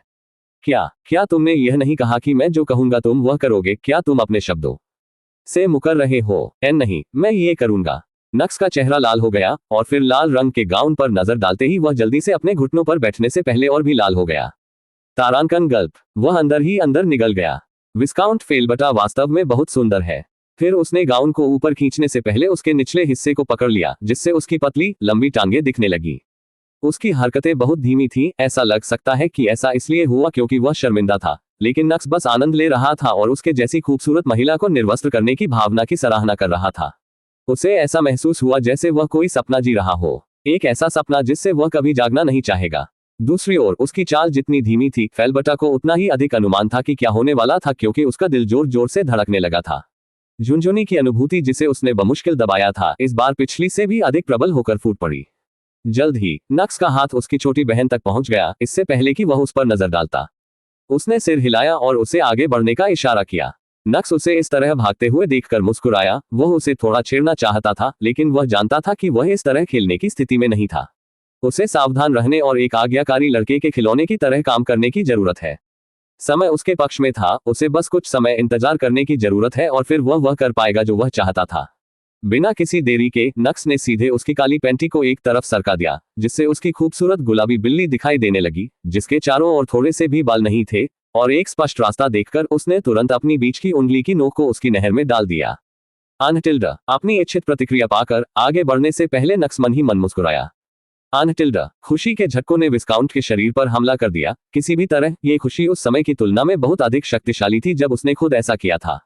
पकड़ने के लिए कुछ नहीं मिलने पर उसने सीधे नक्स का सिर पकड़ लिया और उसका चेहरा सीधे अपने मोटे स्तनों में धकेल दिया। नक्स ने देखा कि वह सामान्य से कहीं अधिक संवेदनशील थी। फिर वह मुस्कुराया और उसने अपनी तर्जनी भी अंदर सरका दी। अनटिल्डा, उसने महसूस किया कि उसकी पकड़ उसके सिर के चारों ओर मजबूत होती जा रही थी, क्योंकि उसने उसे अपनी दरार में और गहराई तक धकेल दिया था। उसके पैर भी उसके पैरों के चारों ओर आ गए थे, जैसे उसे डर हो कि वह दूर चला जाएगा। हालांकि यह स्थिति थोड़ी असुविधाजनक लग सकती है, लेकिन उसके शरीर की कोमलता ने इसे अब तक की सबसे आरामदायक स्थितियों में से एक बना दिया है। अपनी 2 उंगलियों से उसने बिना आराम किए उसके गीले पिचके हुए अंदरूनी हिस्से को छेड़ा। उसकी कराहें उसके कानों को धन्य संगीत की तरह लग रही थी। अनटिल्डा, अनटिल्डा, अनटिल्डा। वह जितना अधिक कराहती, वो उतनी ही तेजी से अपनी उंगली घुमाता और जैसे ही उसकी कराह कम हो जाती, वह अपनी गति कम कर देता, जिससे वह और जोर से कराहने पर मजबूर हो जाती। अनटिल्डा, अनटिल्डा, अनटिल्डा। पैटर्न को देखते हुए विस्काउंट अपनी पूरी ताकत से कराहती रही, जबकि उसने नक्स के चारों ओर अपनी पकड़ मजबूत कर ली, जैसे कि उसके शरीर को अपने शरीर के साथ मिलाने की कोशिश कर रही हो। जल्द ही नक्स को लगा कि उसके अंदरूनी हिस्से अनियंत्रित रूप से हिल रहे हैं और उसे पता था कि वह झड़ने वाली है। बिना किसी चेतावनी के उसने अपनी गति और भी बढ़ा दी। उसकी हरकतें पहले की तुलना में बहुत तेज हो गईं। अनटिल्डा, अनटिल्डा, अनटिल्डा, अनटिल्डा, अनटिल्डा। आनंद टिल्डा टिल्डा। अपने शरीर को झुकाने से पहले फेलबटा का शरीर अनियंत्रित रूप से हिल गया और उसका रस बिना रुके बाहर निकल गया। नक्स का पूरा हाथ उसके रस में डूबा हुआ था। उसे लगा कि उसके चारों ओर उसकी पकड़ कमजोर हो रही है। वह खड़ा हुआ और सवाल किया, मैम, क्या मेरा प्रदर्शन संतोषजनक था? वह बहुत घबराया हुआ लग रहा था। दूसरी ओर विस्काउंट फेलबटा जोर जोर से सांस ले रही थी, इससे पहले कि उसने धीरे से अपनी आंखें उसकी ओर उठाई और उत्तर दिया, हा, संतोषजनक। ये तो हा, मानो तुमने अनगिनत बार हा किया हो। यह सुनकर नक्स ने घबराहट में अपना सिर हिलाया और जवाब दिया, नहीं, मैंने नहीं किया। मैंने बस सोचा था कि मैं जल्द ही ऐसा कुछ करूंगा, इसलिए मैंने इसके बारे में पढ़ना शुरू कर दिया ताकि मैं अपना सर्वश्रेष्ठ कर सकूं। उनका अंतिम वाक्य लगभग अश्रव्य था, क्योंकि उन्होंने शर्म से अपनी आवाज कम कर ली थी। विस्काउंट फेलबटा ये सुनकर हंसी, लेकिन फिर वह नक्स की अप्रत्याशित कार्रवाई से आश्चर्यचकित हो गई। वह कुर्सी पर बैठ गया, टमाटर की तरह लाल चेहरे के साथ अपनी जांघ थपथपाते हुए बोला, मैंने ये भी पढ़ा है कि महिला वीर्यपात के बाद अगर वह पुरुष की गोद में बैठेगी तो उसे अच्छा लगेगा। हा, एक आदमी फेलबटा ने उसे लाल चेहरे के साथ वहां बैठे देखा तो हल्की सी हंसी, लेकिन फिर वह खड़ी हो गई और उसकी गोद में बैठने से पहले उसकी ओर चली गई। किताब में जो कहा गया है वह वास्तव में सच है। यह पहले से बेहतर लगता है। ये कहते हुए फेलबटा ने अपनी आंखें बंद करने से पहले नक्स की छाती पर अपनी पीठ झुका ली। नक्स मुस्कुराया और उसने अपनी बाहें उसकी पतली कमर पर घुमाई और अपनी ठुड्डी उसके कंधे पर रख दी। शायद एक दिन और वह मेरी हो जाएगी, उसने मन ही मन सोचा। विस्काउंट ने इस बात पर ध्यान नहीं दिया कि कैसे वह उस व्यक्ति से बदल गई जो हमेशा स्थिति को नियंत्रित करता था, उसकी गोद में बैठा था, थका हुआ था और हिलने डुलने में असमर्थ था, और यह पूरा परिवर्तन कितनी तेजी से हुआ था। निस्संदेह अगर उसने इस पर ध्यान भी दिया तो भी उसे इसकी परवाह नहीं होगी, क्योंकि अभी वह बहुत थकी हुई थी और नक्स के आलिंगन का आनंद लेने में व्यस्त थी। नक्स भी उसके स्तनों को मसलना चाहता था, लेकिन उसे अपनी सीमा पता थी। वह थोड़ा और इंतजार करेगा।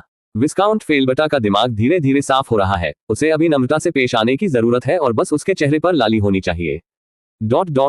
नक्स और फेल्बटा कुछ देर तक ऐसे ही रुके रहे, लेकिन नक्स को पता था कि वे ज्यादा देर तक ऐसे नहीं रह सकते और शर्माते हुए बुदबुदाए, मैम, मुझे लगता है कि आपका ब्रेक खत्म होने वाला है, आपको अब खड़ा होना चाहिए। मम, कोई जरूरत नहीं, मुझे यहीं ऐसे ही रहने दो, हमारे पास अभी भी 1 घंटा है।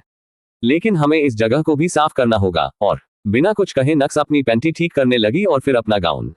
ऐसा कोई रास्ता नहीं था कि वह उसे अपने ऊपर और अधिक निर्भर बनाने का यह मौका जाने दे। आप अपना काम इस तरह नहीं कर सकते, क्या आप कर सकते हैं? वह बड़बड़ाया। विस्काउंट के चेहरे पर एक छोटी सी मुस्कान दिखाई दी। वो उसके कपड़े ठीक करने का इंतजार करती रही। आखिरकार उसने अपनी आंखें खोली और आलस्य से खड़ी हो गई। तुम ठीक कह रही हो, मुझे बाथरूम जाने दो, तुम किसी नौकरानी से कहो कि यह जगह साफ कर दे।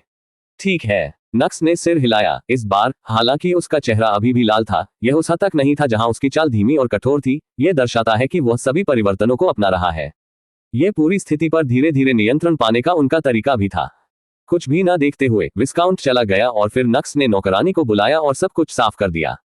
15 मिनट बाद फेल्बटा वापस लौटी। उसने अपना मेकअप पहले ही ठीक कर लिया था। उसे एक मजबूत और स्वतंत्र महिला की आभा देते हुए देखकर कोई भी कल्पना नहीं कर सकता था कि वह वही महिला थी जो शक्तिहीन होकर नक्स की गोद में बैठी थी। मेरा काम फिर से शुरू होने में अभी भी लगभग 40 मिनट है, तब तक हमें क्या करना चाहिए?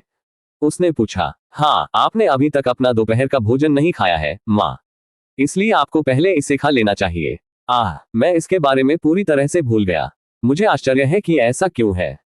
शायद ऐसा इसलिए है क्योंकि मुझे कुछ अन्य माध्यमों से पोषक तत्व मिल रहे हैं जिससे मुझे अब भूख नहीं लगती है। आप क्या सोचते हैं? वह शरारती ढंग से मुस्कुराई जब उसने नक्स के क्रोच पर नजर डाली और उसके होठों को चाटा। नक्स का चेहरा लाल हो गया और उसने शर्मिंदगी से अपनी निगाहें नीचे कर ली। उसका ध्यान भटकाने के लिए उसने नौकरानी को दोपहर का भोजन लाने का आदेश दिया और ऐसे व्यवहार किया जैसे कुछ हुआ ही नहीं। हालांकि वह अपने लाल चेहरे से बहुत आश्वस्त नहीं लग रहा था। फेल्बटा जोर से हंसी जब उसने उसे इस तरह अभिनय करते देखा। इस महल की नौकरानियां हमेशा की तरह कुशल थीं। मानो वे ऑर्डर का ही इंतजार कर रहे थे। कार्यालय में स्वादिष्ट और चटपटा खाना लाया गया। नौकरानियों के जाने के बाद फेल्बटा ने नक्स की ओर देखकर मुस्कुराते हुए चिढ़ाया, अब नक्स, मुझे कहाँ बैठना चाहिए? क्या तुम्हारी गोद अच्छी लगती है? नक्स शर्मा गया और फेल्बटा हंसा। उसे चिढ़ाने में वाकई मजा आता है। हा। जैसे ही वह अपनी सीट पर बैठने वाली थी, नक्स की आवाज सुनाई दी। हाँ, अगर तुम चाहो तो कर सकते हो। उसने नक्स पर नजर डाली जो लाल चेहरे के साथ अपनी कुर्सी पर बैठा था और उसकी नजरों से बचते हुए अपनी जांघ थपथपा रहा था। विस्काउंट उसकी प्रतिक्रिया से आश्चर्यचकित थी। वह बस उसे थोड़ा चिढ़ाना चाहती थी। उसने कभी नहीं सोचा था कि वह इसे गंभीरता से लेगा। वह अपना सिर हिलाकर इनकार करना चाहती थी, लेकिन जब उसकी नजर उसकी गोद पर पड़ी तो उसके अंदर किसी चीज ने उसे रोक दिया। वहां बहुत आराम है। वह उसकी ओर चली और उसकी गोद में बैठ गई। उसके चेहरे पर लालिमा थी जिसे वह नक्स से छुपाना चाहती थी। यह देखकर नक्स मन ही मन मुस्कुराया, जबकि उसने ऐसा दिखावा किया कि उसने लाल चेहरे पर बिल्कुल भी ध्यान नहीं दिया। बस रुको, अभी भी समय नहीं आया है। वह बहुत धैर्यवान था। अपनी शर्मिंदगी छुपाने और जवाब देने से पहले विस्काउंट ने अपनी नई सीट पर खुद को सहज कर लिया। ठीक है, अब मुझे खिलाओ। उससे कुछ ऐसी ही उम्मीद करते हुए नक्स ने अपना सिर अंदर की ओर हिलाया और लाल चेहरे के साथ सिर हिलाया। जब तक उन दोनों ने दोपहर का भोजन किया, ब्रेक खत्म होने का समय हो चुका था। ठीक है, अब तुम्हारे जाने का समय हो गया है, लेकिन मुझे ज्यादा याद मत करो, ठीक है? मैं जल्द ही वापस आऊंगा। फेल्बटा ने उसकी गोद से उठते हुए चिल्लाया। मैं मैम का उनके कमरे के सामने इंतजार करूंगा। नक्स ने सिर हिलाया और ऑफिस चला गया। उनके जाने के बाद आज के लाभ के बारे में सोचते हुए उनके चेहरे पर मुस्कान आ गई। वह अपने लक्ष्य के एक कदम और करीब पहुंच गया था। अगर वह चाहता तो आज रात अपना लक्ष्य पूरा कर सकता था, लेकिन उसने चीजों में जल्दबाजी न करने और थोड़ा और धैर्य रखने का फैसला किया। आज कुछ अच्छी चीजें हुई। पहली यह कि उसने उसकी छोटी बहन को छुआ। उसने उसे अपनी गोद में भी बिठाया और फिर आखिरी में उसने उसे खाना खिलाया। उसे खाना खिलाने के बाद विस्काउंट ने उसे भी ऐसा करने की पेशकश की, जिसे उसने शर्माते हुए स्वीकार कर लिया। उसने आज रात के बारे में सोचा और फैसला किया कि वह उसे आज की गति तय करने देगा। यदि वही सब कुछ तय कर रहा है, तो वह उसे नियंत्रण में न होने का एहसास दे सकता है, जो वह नहीं चाहता था, तब तक नहीं जब तक कि वह उससे अधिक जुड़ी न हो जाए। साथ ही वह अपनी राक्षसी क्षमता क्रेविंग टच से भी आश्चर्यचकित था। उसे अब भी उसका हल्का लाल चेहरा याद है जब वह उसके कार्यालय में दाखिल हुआ था और जब उसने उसकी नहर को छुआ तो वह पहले से ही गीली थी। हो सकता है कि उसने हस्तमैथुन किया हो, लेकिन जब उसने देखा कि इससे कोई फायदा नहीं हुआ तो उसने मुझे फोन किया। वह सीधे सीधे डरावना था। दूसरी ओर जैसे ही जॉब ने कार्यालय में प्रवेश किया, उसने असामान्य रूप से ऊर्जावान विस्काउंट फेल्बटा को उज्ज्वल चमकदार आंखों के साथ बैठे देखा, जैसा कि उसने कहा था। ठीक है, जो कुछ बचा है उसे खत्म करते हैं ताकि हम निकल सके और जल्द से जल्द घर वापस जा सके। अध्याय 14 राहत। अगले दिन नक्स और फ्लेबटा जल्दी में थे क्योंकि सुबह के 8 बज चुके थे और फेलबटा को 9 बजे तक तैयार होना था। ओग, ये सब आपकी वजह से है जिसने आपको हर सुबह मॉर्निंग बोना खाने के लिए कहा था। इतना ही नहीं, आपको मेरी गांड पर अपना तंबू रगड़ने की भी हिम्मत थी, विस्काउंट फेलबटा ने हताशा में कहा। दूसरी ओर नक्स ये सुनकर स्तब्ध रह गया और उसने मन ही मन शिकायत की। आप महिला के बारे में क्या बकवास कर रहे हैं? जब मैं तुम्हें गले लगा रहा होता हूं तो मैं खुद पर कैसे नियंत्रण रखता हूं? और मैं तुम पर अपना तंबू रगड़ रहा हूं। आप किससे मजाक कर रहे हैं? वो कौन थी जो मेरे लंड के सामने अपनी मोटी गांड हिला रही थी और मुझे छेड़ने लगी थी? निस्संदेह वह ये बात जोर से नहीं कह सकता, इसलिए उसने अपना कार्य जारी रखा जबकि उसका चेहरा लाल हो गया था। मुझे खेद है, मैं ये सुनिश्चित करूंगा कि सुबह मेरी हालत ऐसी न हो। नहीं, आपको ऐसा करने की जरूरत नहीं है। यह एक अच्छा संकेत है कि आप हर सुबह सख्त हो जाते हैं, इसे न बदलें। विस्काउंट फेलबटा को लगा कि जब उसने उसकी बात सुनी तो उसने कुछ अनमोल चीज खो दी और तुरंत उसे ठीक कर दिया। और ठीक है, फिर मैं ये सुनिश्चित करूंगा कि मैं हर सुबह जितना कठिन परिश्रम कर सकूं। इस बार लाल होने की बारी विस्काउंट फेलबटा की थी। वह उसके उत्तर से अवाक रह गई, लेकिन अंत में वह केवल सिर हिला सकी। जी अच्छा। अस्त व्यस्त सुबह जारी रही। बिस्तर को साफ करने के लिए नौकरानियों को बुलाया गया, जिस पर नक्स का दूध फैला हुआ था। फेलबटा बाथरूम में भाग गया जबकि नक्स भावहीन चेहरे के साथ नौकरानियों को अपना वीर्य साफ करते हुए घूरता रहा। ऐसा लगता था मानो उन्हें किसी भी स्थिति में कोई अभिव्यक्ति न दिखाने के लिए प्रशिक्षित किया गया हो। यह देखकर नक्स के दिमाग में इन नौकरानियों के चेहरे पर कुछ भद्दे भाव देखने की अनियंत्रित इच्छा जाग उठी। उस समय नौकरानियों के शरीर किसी अज्ञात कारण से कांपने लगे। ऐसा लगा मानो उन्हें किसी जंगली जानवर ने बंद कर दिया हो। लगभग 45 मिनट बाद विस्काउंट फेलबटा पार्टी में जाने के लिए तैयार होकर कमरे में दाखिल हुई। उसने एक आकर्षक काला गाउन पहना हुआ था जो रेशम से बना था और उसके बालों को एक जुड़े में बांधा हुआ था, जबकि उसने केवल हल्का मेकअप किया हुआ था। अपने खूबसूरत चेहरे और सुडौल शरीर के साथ यह सब मिलाकर वह वास्तव में आकर्षक लग रही थी। मैं कैसा दिख रहा हूं? उसने नक्स की ओर देखा और सवाल किया। उद्धरण चिन्ह ... उद्धरण चिन्ह। नक्स वहीं खड़ा रहा, जम गया। उसने अपनी भौहें सिकोड़ ली और हाथ हिलाया। हेलो नक्स। मैं कैसा दिख रहा हूं? खूबसूरत, बहुत सुंदर। अपनी नींद से बाहर आने से पहले उसने धीरे से बुदबुदाया और जवाब दिया, मेरा मतलब है आप वाकई बहुत अच्छी लग रही हैं, मैम। उसकी प्रतिक्रिया से संतुष्ट होकर विस्काउंट ने सिर हिलाया और मुस्कुराया। ठीक है, मैं अब छुट्टी लूंगा। आप अपना ख्याल रखें। नौकरानियों से पूछें कि क्या आपको कुछ चाहिए। ठीक है। नक्स की उसके साथ जाने की हैसियत नहीं है। आखिरकार वह सिर्फ एक लड़का खिलौना था। भले ही विस्काउंट फेलबटा उसे उस तरह नहीं देखता हो, दूसरों की नजर में वह बिल्कुल वैसा ही है। निस्संदेह नक्स भी बहुत परेशान नहीं था। उसे इस दुनिया में आया भी 2 दिन ही हुए हैं। उसे पद पर चढ़ने की कोई जल्दी नहीं है। कौन जानता है, हो सकता है इस तरह की अगली पार्टी में उन्हें मुख्य अतिथि के तौर पर बुलाया जाए। बेशक नक्स इस स्थिति का फायदा उठाना और विस्काउंट के दिमाग में अपनी छाप गहरा करना नहीं भूले। वाह हाँ, जल्दी वापस आओ। नक्स धीरे से बुदबुदाया। ओह, मुझे जल्दी वापस क्यों आना चाहिए? अगर मैं नहीं आऊंगा तो क्या तुम मुझे याद करोगे? हाँ नहीं, मेरा मतलब है अपना समय ले और कृपया पार्टी का पूरा आनंद ले। मैं आपका इंतजार करूंगा। नक्स ने लाल चेहरे के साथ उत्तर दिया। हाँ, चिंता मत करो, मैं सिर्फ तुम्हें चिढ़ा रहा था। मैं जितनी जल्दी हो सके वापस आऊंगा। जाते समय विस्काउंट मुस्कुराए। विस्काउंट की तरह दिखती हो, लेकिन वह इतनी सरल नहीं थी। हेडन ने इस कारक पर विचार करते हुए अपने अतीत की खोज की और एक चौंकाने वाली खबर सीखी। कुछ साल पहले एक अर्ल था जो फेलबटा को पसंद करता था और उसे अपनी उपपत्नी बनाना चाहता था। अस्वीकार किए जाने के बाद वह क्रोधित हो गया और उसने उसे नशीली दवा देने और उसके साथ जबरदस्ती करने का फैसला किया। न केवल उनकी योजना विफल रही, बल्कि फेलबटा ने मुआवजे की भी मांग की, ये सोचकर कि इस भुगतान के साथ इसे हल किया जाना चाहिए। अर्ल सहमत हुए, लेकिन संयोगवश मुआवजा देने के अगले ही दिन उसके सभी अपराध उनके सबूतों के साथ जनता के सामने उजागर हो गए। बेशक इस दुनिया में कोई भी ऐसा रईस नहीं है जिसने कोई अपराध न किया हो, लेकिन जैसा कि वे कहते हैं, धोखा देना सजा देने लायक काम नहीं है, पकड़ा जाना सजा देने लायक है। राजा को कार्रवाई करने के लिए मजबूर होना पड़ा और अर्ल को एकमात्र बैरन के पद पर पदावनत कर दिया गया। निस्संदेह सजा इतनी सरल नहीं थी जितनी दिखती थी। एक पूर्व अर्ल जो अब एक बैरन है, एक विस्काउंट और उसके द्वारा अर्ल रहते हुए बनाए गए अनगिनत अन्य दुश्मनों की बुरी किताबों में रहते हुए कैसे जीवित रह सकता है? दबाव झेलने में असमर्थ अर्ल ने अपनी सारी संपत्ति बेच दी और राज्य छोड़ दिया। बाद में उसके साथ क्या हुआ यह अज्ञात था। यह जानकर हेडन ने कोई चाल चलने की हिम्मत नहीं की। यहां तक कि एक अर्ल भी भागने में असमर्थ था। वह एकमात्र विस्काउंट ये जोखिम कैसे उठा सकता था? हालांकि उन्हें सुंदरियां पसंद थी, लेकिन उन्हें अपना जीवन और भी अधिक पसंद था। ठीक है, अगर आपके पास कहने के लिए और कुछ नहीं है तो हम छुट्टी ले लेंगे, क्योंकि हमें बाद में अपने कुछ दोस्तों से मिलना है। यह देखकर कि वह कुछ सोच रहा था, फेलबटा ने यह मौका लिया और उस पर दोबारा नजर डाले बिना चला गया। हेडन ने अपने दांत पीस लिए और फिर उसकी नजर दूसरी औरत पर पड़ी। अपने बाल ठीक करते हुए वो मुस्कुराया और उसकी ओर चला। विस्काउंट फ्राइडे, मैं देख रहा हूं कि आप हमेशा की तरह शानदार दिख रही हैं। पार्टी शुरू हुई। सच तो यह है कि सामान्य जन्मदिन की पार्टियां केवल शाम को आयोजित की जाती हैं, लेकिन मार्केस एडवर्ड वास्तव में अपनी बेटी से प्यार करते हैं और इसलिए उन्होंने इस भव्य पार्टी की शुरुआत की, जिसमें पूरे दिन के लिए नाश्ता, दोपहर का भोजन और रात का खाना शामिल है। इस प्रकार की भव्य पार्टियों में केवल बैरन और विस्काउंट जैसे निम्न श्रेणी के रईसों को सुबह तक पहुंचने की आवश्यकता होती है।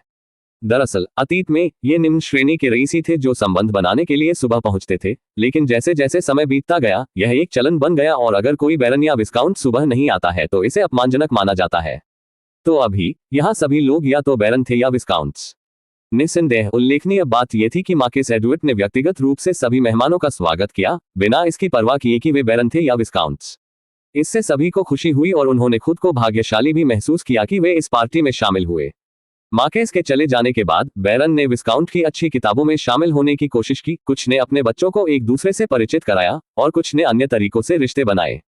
बेशक अनुभवी रईसों के रूप में फेल और उसके दोस्तों को विस्काउंट्स और बैरन से कोई परेशानी नहीं थी। उन्होंने बस अपने दोस्तों का अभिवादन किया, इससे पहले कि तीनों एक साथ बैठे और बातचीत करना शुरू कर दिया, एक दूसरे से मिलना जुलना शुरू कर दिया। हालांकि फेल, जो बातचीत का आनंद ले रहा था, पहले से ही किसी को याद करने लगा था। समय बीतता गया और दोपहर ढल गई। यह अल्स के प्रवेश का समय था। एक एक करके सभी अल्स हॉल में दाखिल हुए और एक दूसरे का अभिवादन करने के बाद विस्काउंट्स और बैरन द्वारा उनका स्वागत किया गया। यहां तक कि फेल और उसके दोस्तों ने मेज पर बैठने और दोपहर का भोजन करने से पहले उन अल्स का अभिवादन किया जिन्हें वे जानते थे। इस बार फेल और उसके दोस्त अकेले नहीं बैठे थे, वे कुछ अल्स के साथ कुछ अन्य विस्काउंट्स के साथ थे। हालांकि फेल पहले से ही अपनी छोटी बहन के अंदर उस परिचित अनुभूति को महसूस कर रही थी। उसने अपने पैरों को कसकर बंद कर लिया और अपनी पीठ सीधी कर ली, क्योंकि उसने मुस्कुराने से पहले भावना को दबा दिया और खाना जारी रखा। दोपहर के भोजन के बाद बगीचे को खोला गया। फेल और उसके समूह ने खुद को माफ कर दिया और कुछ ताजी हवा लेते हुए बगीचे की ओर चले गए। समय बीतता गया और मुख्य पार्टी शुरू होने का समय आ गया। शुरुआत मार्केस से हुई, फिर राज्य के 4 ड्यूक और अंत में 3 राजकुमार। ये सभी बड़े चेहरे एक एक करके सामने आए। अभिवादन के एक और दौर के बाद फेल आखिरकार इसे और बर्दाश्त नहीं कर सकी और बोली, विला, फ्लोर, मुझे बाथरूम जाना है, मैं जल्दी आ जाऊंगी, ठीक है? केटिल्डा, फ्लो ने उत्तर दिया और लापरवाही से अपना हाथ हिलाया, जबकि विला ने सिर हिलाया। फेलबटा शान से चली गई, लेकिन जब उसे अपने आसपास कोई नहीं मिला तो उसने अपनी गति तेज कर दी और सीट पर बैठने से पहले बाथरूम में चली गई और अपनी उंगली अपनी छोटी बहन पर डाल दी। राहत टिल्डा। अध्याय 15। ऐसा लगता है जैसे वह सचमुच बीमार है। आत्म देखभाल के एक त्वरित सत्र के बाद और झुनझुनी की भावना को काफी हद तक दबाने के बाद फेलबटा ने बाथरूम से बाहर निकलने और फ्लोरेंस और विला से जुड़ने से पहले अपने बाल और अपनी पोशाक को ठीक किया। हाँ, तुम्हें इतनी देर क्यों लगी? फ्लो ने अपनी भौहें ऊपर उठाते हुए सवाल किया। कुछ नहीं, मैं बस थोड़ा सा अपना मेकअप ठीक कर रही थी। हम्फ, फिर मुझे कोई बदलाव क्यों नहीं दिखता? तुम्हारा चेहरा बंदर की तरह थोड़ा लाल हो गया है, फ्लो ने व्यंग्य किया। यो, ठीक है, लड़ना बंद करो, यहाँ ड्यूक और राजकुमार हैं, अपनी छवि के बारे में सोचो।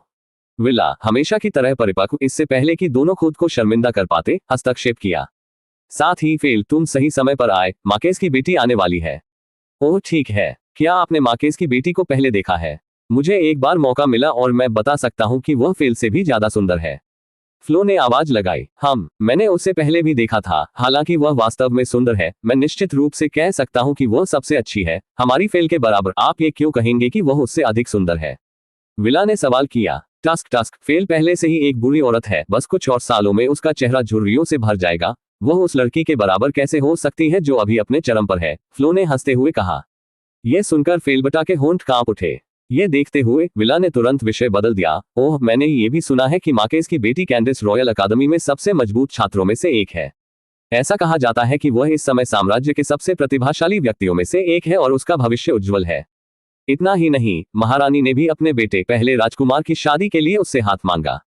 हालांकि मार्क्स ने यह कहते हुए इसे खारिज कर दिया कि वही तय करेगी कि वह किससे शादी करेगी।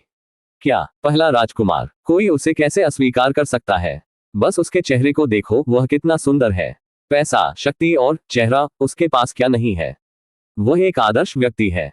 फ्लो ने आंखों में तारे भरकर राजकुमार की ओर देखा। हालांकि फेलबटा पहले उससे सहमत होती, लेकिन अब जब उसकी नजर राजकुमार के चेहरे पर पड़ती है तो उसके दिमाग में एक और चेहरा दिखाई देता है जो उसके चेहरे से कहीं अधिक आकर्षक है, और उसने मुस्कुराते हुए अपना सिर हिला दिया। फिर उसने फ्लोर की ओर देखा और अपनी भौहें सिकोड़ ली। मुझे इस कुतिया को गर्मी से दूर रखना होगा, अन्यथा वो उस पर हाथ डालने के लिए, मुझे परेशान करने के लिए हर तरह के तरीके ढूंढ लेगी। कुछ मिनट बाद पार्टी की स्टार कैंडिस वॉटर्स प्रकट हुई, और अनिच्छा के बावजूद फेल ने स्वीकार किया कि वह वास्तव में एक सुंदरी थी। उसके पिता की तरह ही उसके सुनहरे बाल थे, गोरी नाजुक त्वचा, सुंदर नीली पुतली, गहरे नीले रंग की डिजाइन वाला आसमानी रंग का गाउन पहने हुए वो खुद को सुंदरता के साथ रखती थी और अपने चेरी जैसे होठों पर मुस्कान रखती थी। एक सुंदरी जो प्रतिभाशाली है और उसका भविष्य उज्जवल है। फेलबटा ने अवचेतन रूप से खुद की तुलना उससे की और अपना सिर हिलाए बिना नहीं रह सकी। फ्लोर सही कह रही है, हालांकि वह खूबसूरत थी, कुछ और सालों में उनके चेहरे पर झुर्रियां दिखाई देने लगेंगी। इससे बचा जा सकता था अगर उसने युवावस्था से ही खेती की होती, लेकिन उसने कई अन्य निचले स्तर के रईसों की तरह सोचा कि अधिक संपर्क बनाना खेती से कहीं अधिक महत्वपूर्ण है, और उसने इसे नजरअंदाज कर दिया। जब तक वह परिपक्व हुई और इसके महत्व को समझा, तब तक बहुत देर हो चुकी थी। यह उनके जीवन का सबसे बड़ा पछतावा भी था, और यही कारण था कि उन्होंने अपने बेटे को रॉयल अकादमी में शामिल होने के लिए मजबूर किया, जबकि उसके मन में भी उनके जैसा ही विचार था। फेलबटा ने इन बेकार विचारों से छुटकारा पाने के लिए अपना सिर हिलाने से पहले गहरी आह भरी। मुस्कुराते हुए उसके मन में एक चेहरा उभर आया। मुझे यकीन है कि वह अभी मुझे याद कर रहा है। मुझे आश्चर्य है कि क्या वह घुटनों पर चेहरा रखकर एक कोने में बैठा रो रहा है। फुफुफु टिल्ड। वह घर वापस जाने के लिए उत्सुक थी। व्यक्तित्व और चरित्र वाली लड़कियां। दूसरा, लड़ाकू नौकरानियां या नौकरानी हत्यारे होंगे। आप इन दो विकल्पों में से चुन सकते हैं। धन्यवाद। <3 जैसे ही विस्काउंट फेलबटा अपनी हवेली में पहुंची, वह अपनी गाड़ी से कूद गई और अपने कमरे की ओर दौड़ पड़ी। हालांकि नौकर उसकी हरकतों से आश्चर्यचकित थे, लेकिन उन्होंने कुछ भी पूछने की हिम्मत नहीं की और उसकी दो नौकरानियां चुपचाप उसके पीछे पीछे चलने लगी, आराम से उसके पीछे पीछे चलने लगी। अपने कमरे के सामने एक परिचित व्यक्ति को बैठे देखकर फेलबटा मुस्कुराए और उत्साह से चिल्लाए, नक्स माँ। नक्स ऐसा अभिनय करना चाहता था जैसे वह विस्काउंट को फिर से देखकर उत्साहित हो गया हो, लेकिन उसने यह उम्मीद नहीं की थी कि वह उसके पास आएगी और बिना कुछ सोचे समझे उसे गले लगा लेगी। फिर उसने उसके पैरों में असामान्य कठोरता देखी और समझ गया कि क्या हुआ था। फिर से अपनी हास्यास्पद प्रबल क्षमता से आश्चर्यचकित होकर उसने नौकरानियों की ओर देखा और आदेश दिया, मैं यहां से विस्काउंट फेलबटा की देखभाल करूंगा, आप दिन भर के लिए माफी मांग सकते हैं। नौकरानियों ने केवल 2 दिनों में उसके स्वर में बदलाव देखा, लेकिन विस्काउंट को इस तरह से व्यवहार करते देखकर उन्होंने अपना सिर हिलाया और जाने से पहले सिर झुका लिया। दूसरी ओर नक्स मुस्कुराया और फेलबटा के मोटे नितंब को पकड़कर उसे अपने कमरे में ले गया। हालांकि उसके कार्यों से आश्चर्यचकित होकर विस्काउंट ने शिकायत नहीं की और उसे वही करने दिया जो वह करना चाहता था। फिर नक्स ने उसे धीरे से बिस्तर पर लिटा दिया और धीरे से कहा, मैम आप थक गई होंगी, मुझे आपके शरीर की मालिश करने दीजिए और आपको आराम करने में मदद करने दीजिए। इस बार उनके शब्दों में कोई हकलाहट नहीं थी, उनके स्वर में केवल सौम्य लेकिन सम्मोहक स्वर था। मम्मा। फेलबटा ने अपनी आंखें बंद करने से पहले सिर हिलाया। तो क्या मैं तुम्हारा गाउन उतारने में तुम्हारी मदद करूं? उसके शब्दों से आश्चर्यचकित होकर फेलबटा ने अपनी आंखें खोली और नक्स पर नजर डाली। समझाने से पहले नक्स शर्मा गया। आप जानते हैं कि त्वचा के सीधे संपर्क के बिना मालिश करना कितना मुश्किल है, क्योंकि मैं चाहता हूं कि आप सबसे अच्छा महसूस करें, मैं आपसे अपना गाउन उतारने का अनुरोध करता हूं। उसके स्पष्टीकरण को तर्कसंगत पाते हुए उसने सिर हिलाया और उसे अपना गाउन उतारने की अनुमति दी। नक्स के चेहरे पर एक हल्की सी मुस्कुराहट दिखाई दी, इससे पहले कि उसने जल्दी से अपना गाउन उतार दिया और फेलबटा को बिस्तर पर लेटे हुए देखा, जिसने केवल एक सेक्सी काले रंग की ब्रा और पैंटी पहनी हुई थी। उसकी पीठ उसकी ओर थी। उन्होंने अपने बाल भी खोल दिए क्योंकि उन्हें जूड़े की बजाय खुले बाल पसंद थे। सब कुछ तैयार होने के साथ उसने उसके कंधों से शुरुआत करने से पहले अपने हाथों को आपस में रगड़ा और धीरे धीरे नीचे की ओर बढ़ना शुरू कर दिया, उसके पिछले कंधों से उसकी पीठ तक, फिर उसकी निचली पीठ तक, इससे पहले कि उसने अतिरिक्त देखभाल और सौम्यता से उसकी मोटी गांठ को मसलना शुरू कर दिया। खुशी के झटकों ने फेलबटा के शरीर पर हमला कर दिया। वह सवाल करना चाहती थी कि वह क्या कर रहा है, लेकिन जब उसके हाथों ने उसके नितंब को मसला तो उसके गले लगने के बाद दबा हुआ झुनझुनी का एहसास फूट पड़ा, और इस बार यह पहले की तुलना में कहीं अधिक मजबूत था। जब उसने उसके नितंब को छुआ तो उसे कितना अच्छा लगा। इसके साथ साथ वह अपने सभी प्रश्न पूरी तरह से भूल गई और हार मान ली।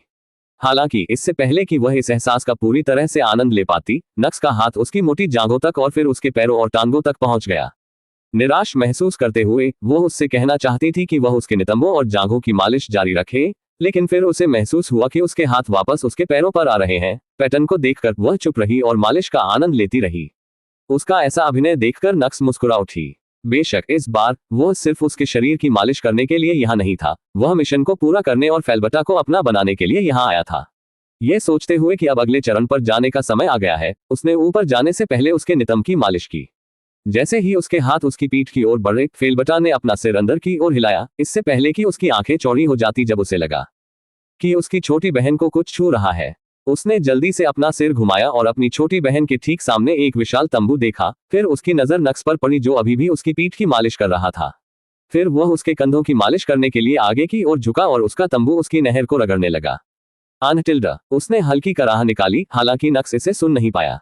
उसकी छोटी बहन कांपने लगी, इस बार झुनझुनी पहले से कहीं अधिक तीव्र थी।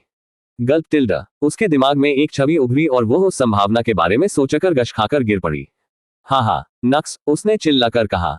हाँ, मैं चाहता हूं कि तुम वहां मेरी मालिश करो। नक्स उसके बट को छूने से पहले खड़ा हो गया और सवाल किया, यहाँ नहीं, वहां। अपनी छोटी बहन को छूने से पहले नक्स का चेहरा लाल हो गया और उसने सवाल किया, यहाँ? हाँ, ठीक है। नक्स ने उसकी संवेदनशीलता को बढ़ाते हुए उसकी नलिका के चारों ओर मालिश शुरू करने से पहले सिर हिलाया। मन टिल्डा एन नहीं, अपने हाथों से नहीं। तो फिर मुझे ये कैसे करना चाहिए? नक्स ने हैरान होकर सवाल किया। फेल्बटा ने उत्तर देते हुए उसके क्रॉच पर नजर डाली, डब्ल्यू उसके साथ।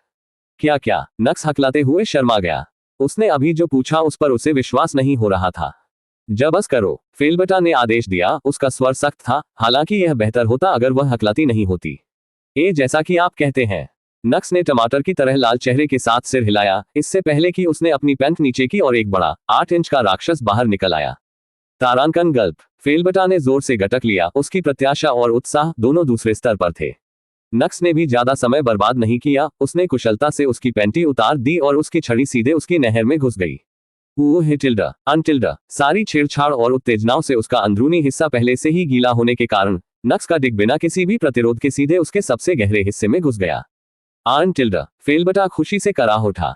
पूरे दिन उसे जो झुनझुनी महसूस हुई, वह आखिरकार कम हो गई और उसकी जगह अपार आनंद ने ले लिया। आनंद इतना चरम था कि उसकी आंखें घूम गईं और जोर से कराहने से पहले उसने गहरी सांस ली। उसे ऐसा लगा मानो उसका पेट भर गया हो। उसके पति को मरे हुए 7 साल हो गए हैं। हालांकि वह उसे अपना पति कहती थी, लेकिन उनके बीच कोई रोमांटिक भावना नहीं थी। इसलिए बेटे के जन्म के बाद उन्होंने कभी सेक्स नहीं किया। इसके अलावा उसका हथियार थोड़ा छोटा था, इसलिए वह वास्तव में यह नहीं कह सकती कि जब उन्होंने ऐसा किया तो उसे बहुत अच्छा महसूस हुआ, जो अब से बिल्कुल अलग है, जहां वह केवल एक ही धक्के में 7वें आसमान पर थी। उबघर टिल्डा, अभिनेता के रूप में उन्होंने बिना घबराए अपना अभिनय जारी रखा और लाल चेहरे के साथ सिर हिलाया। कुछ और मिनटों के बाद आखिरकार उसने अपने छोटे भाई को उसकी छोटी बहन के ऊपर से हटा दिया। इससे पहले कि वह उसके शरीर को थोड़ा हिलाता, उसने उसे पीछे से गले लगा लिया। वह अपने डिक को दूसरी सबसे आरामदायक स्थिति में रखना भी नहीं भूला, जो कि फेल्बटा की मोटी जांघों के बीच था और उसकी नहर को थोड़ा छू रहा था। विस्काउंट का शरीर थोड़ा कांप रहा था, लेकिन वह कुछ भी कहने या करने के लिए बहुत थकी हुई थी, इसलिए उसने सीधे अपनी आंखें बंद कर ली और चेहरे पर मुस्कान के साथ नक्स द्वारा अपने स्तनों को हल्के से मसलने का आनंद लिया। उसे इस तरह देखकर नक्स मन ही मन हंसा, लेकिन जैसे ही वह अपनी आंखें बंद करने वाला था, उसे अपने मन में एक आवाज सुनाई दी।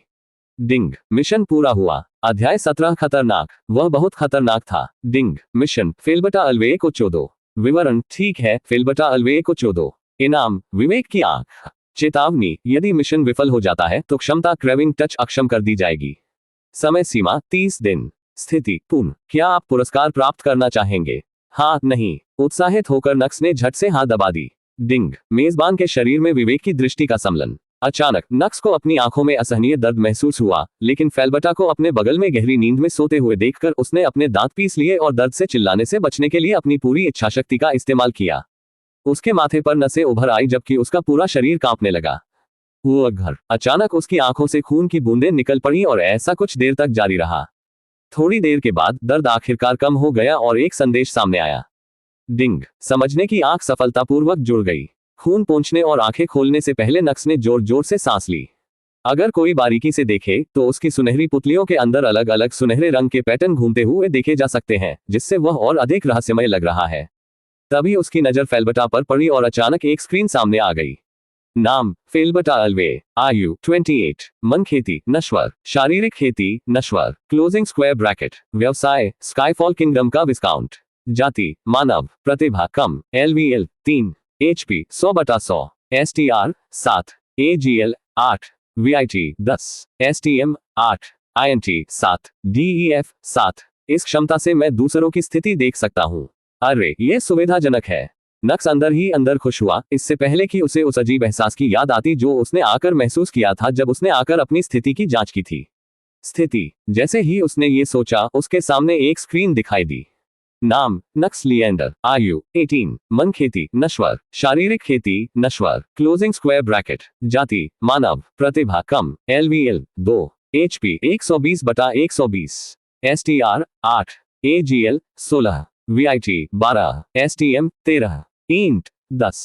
DEF 7। रिक्त बिंदु 3। क्षमता स्पर्श की लालसा, समझने वाली आंख।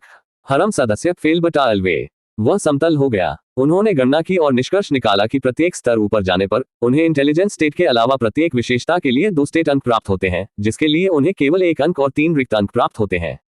इसका मतलब है कि उसे प्रत्येक अपग्रेड के साथ कुल 14 अंक मिलते हैं। यह तो बहुत जबरदस्त बात है। उसने सोचा कि उसे खुफिया जानकारी के लिए 2 अंक क्यों नहीं मिले, लेकिन वह स्पष्टीकरण देने में असमर्थ था, इसलिए उसने कंधे उचकाए। रुको, अगर मैं वर्कआउट करूं तो क्या मेरे आंकड़े बढ़ेंगे? रुको, जब मैं इस दुनिया में आया तो मैंने इस बारे में क्यों नहीं सोचा? मैं फेल को चोदने के तरीके ढूंढने में बहुत व्यस्त था। क्या इसे वे पोस्ट नट स्पष्टता कहते हैं? ठीक है, आइए इस बकवास के बारे में न सोचें। के सोने दो, मैं सुबह जल्दी उठूंगा और अपने सिद्धांत का परीक्षण करूंगा। यह सोचते हुए उसने फेलबटा को गले से लगा लिया और स्वप्नलोक में प्रवेश कर गया। अगले दिन फेलबटा अपने चेहरे पर एक संतुष्ट मुस्कान के साथ उठी। वह नक्स नहीं मिलने पर अपनी आंखें चौड़ी करने से पहले पीछे मुड़ी। जैसे ही उसने नौकरानियों को बुलाया, स्काइला, लेन, उसकी सारी तंद्रा गायब हो गई। उसकी आवाज में तात्कालिकता का स्वर था। मास्टर। 2 महिलाएं झुकते हुए तेजी से कमरे में चली गईं। नक्स कहाँ है? दोनों नौकरानियों ने एक दूसरे की ओर देखा। इससे पहले स्काइला नामक एक नौकरानी ने उत्तर दिया, मास्टर नूम, मास्टर नक्स बगीचे में है। उसे नहीं पता था कि रात के बाद विस्काउंट को नक्स को कैसे संबोधित करना चाहिए और उसने बस उसे मास्टर कहा था। वह बगीचे में क्या कर रहा है?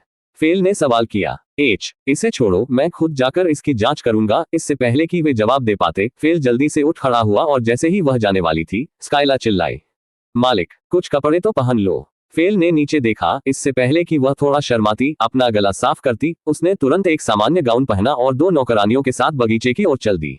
जैसे ही वह बगीचे में गई, फेलबटा ने एक सुंदर आदमी को देखा जो पसीने से लथपथ जमीन पर पुशअप्स कर रहा था। हालांकि फेल को उसकी बाहें कांपती हुई दिख रही थीं, फिर भी वह जारी रहा और कुछ देर के बाद आखिरकार उसका शरीर गिर गया। फेल उसकी ओर दौड़ना चाहती थी, लेकिन जब उसने उसके चेहरे पर अचानक आए एक संतुष्ट मुस्कान देखी, तो वह रुक गई और उसे थोड़ा और देखने का फैसला किया।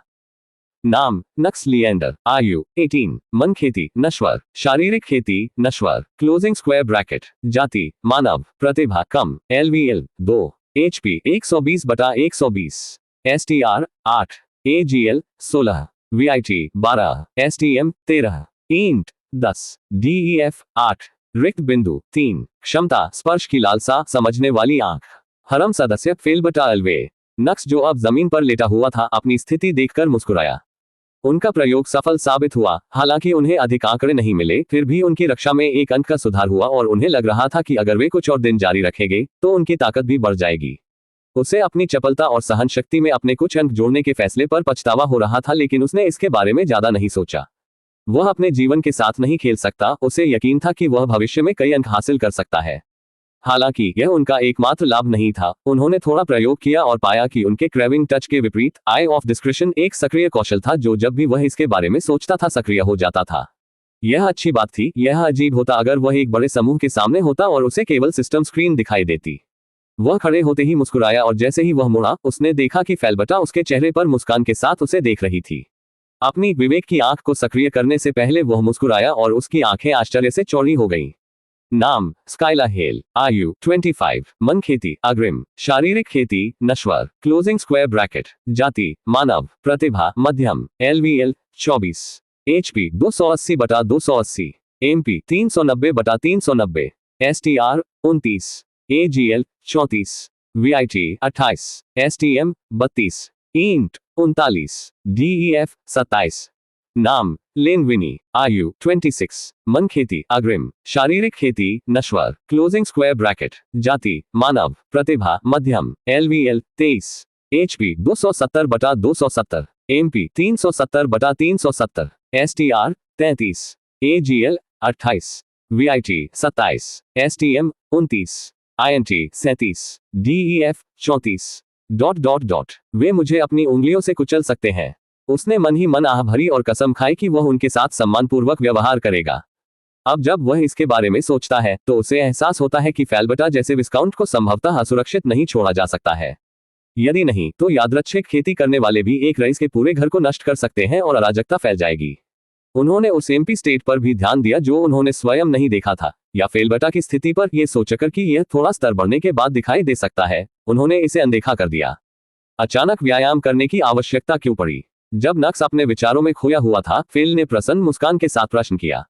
मैंने सोचा कि अब मुझे थोड़ा व्यायाम शुरू कर देना चाहिए। वह बीच में ही शर्मा गया और रुक गया।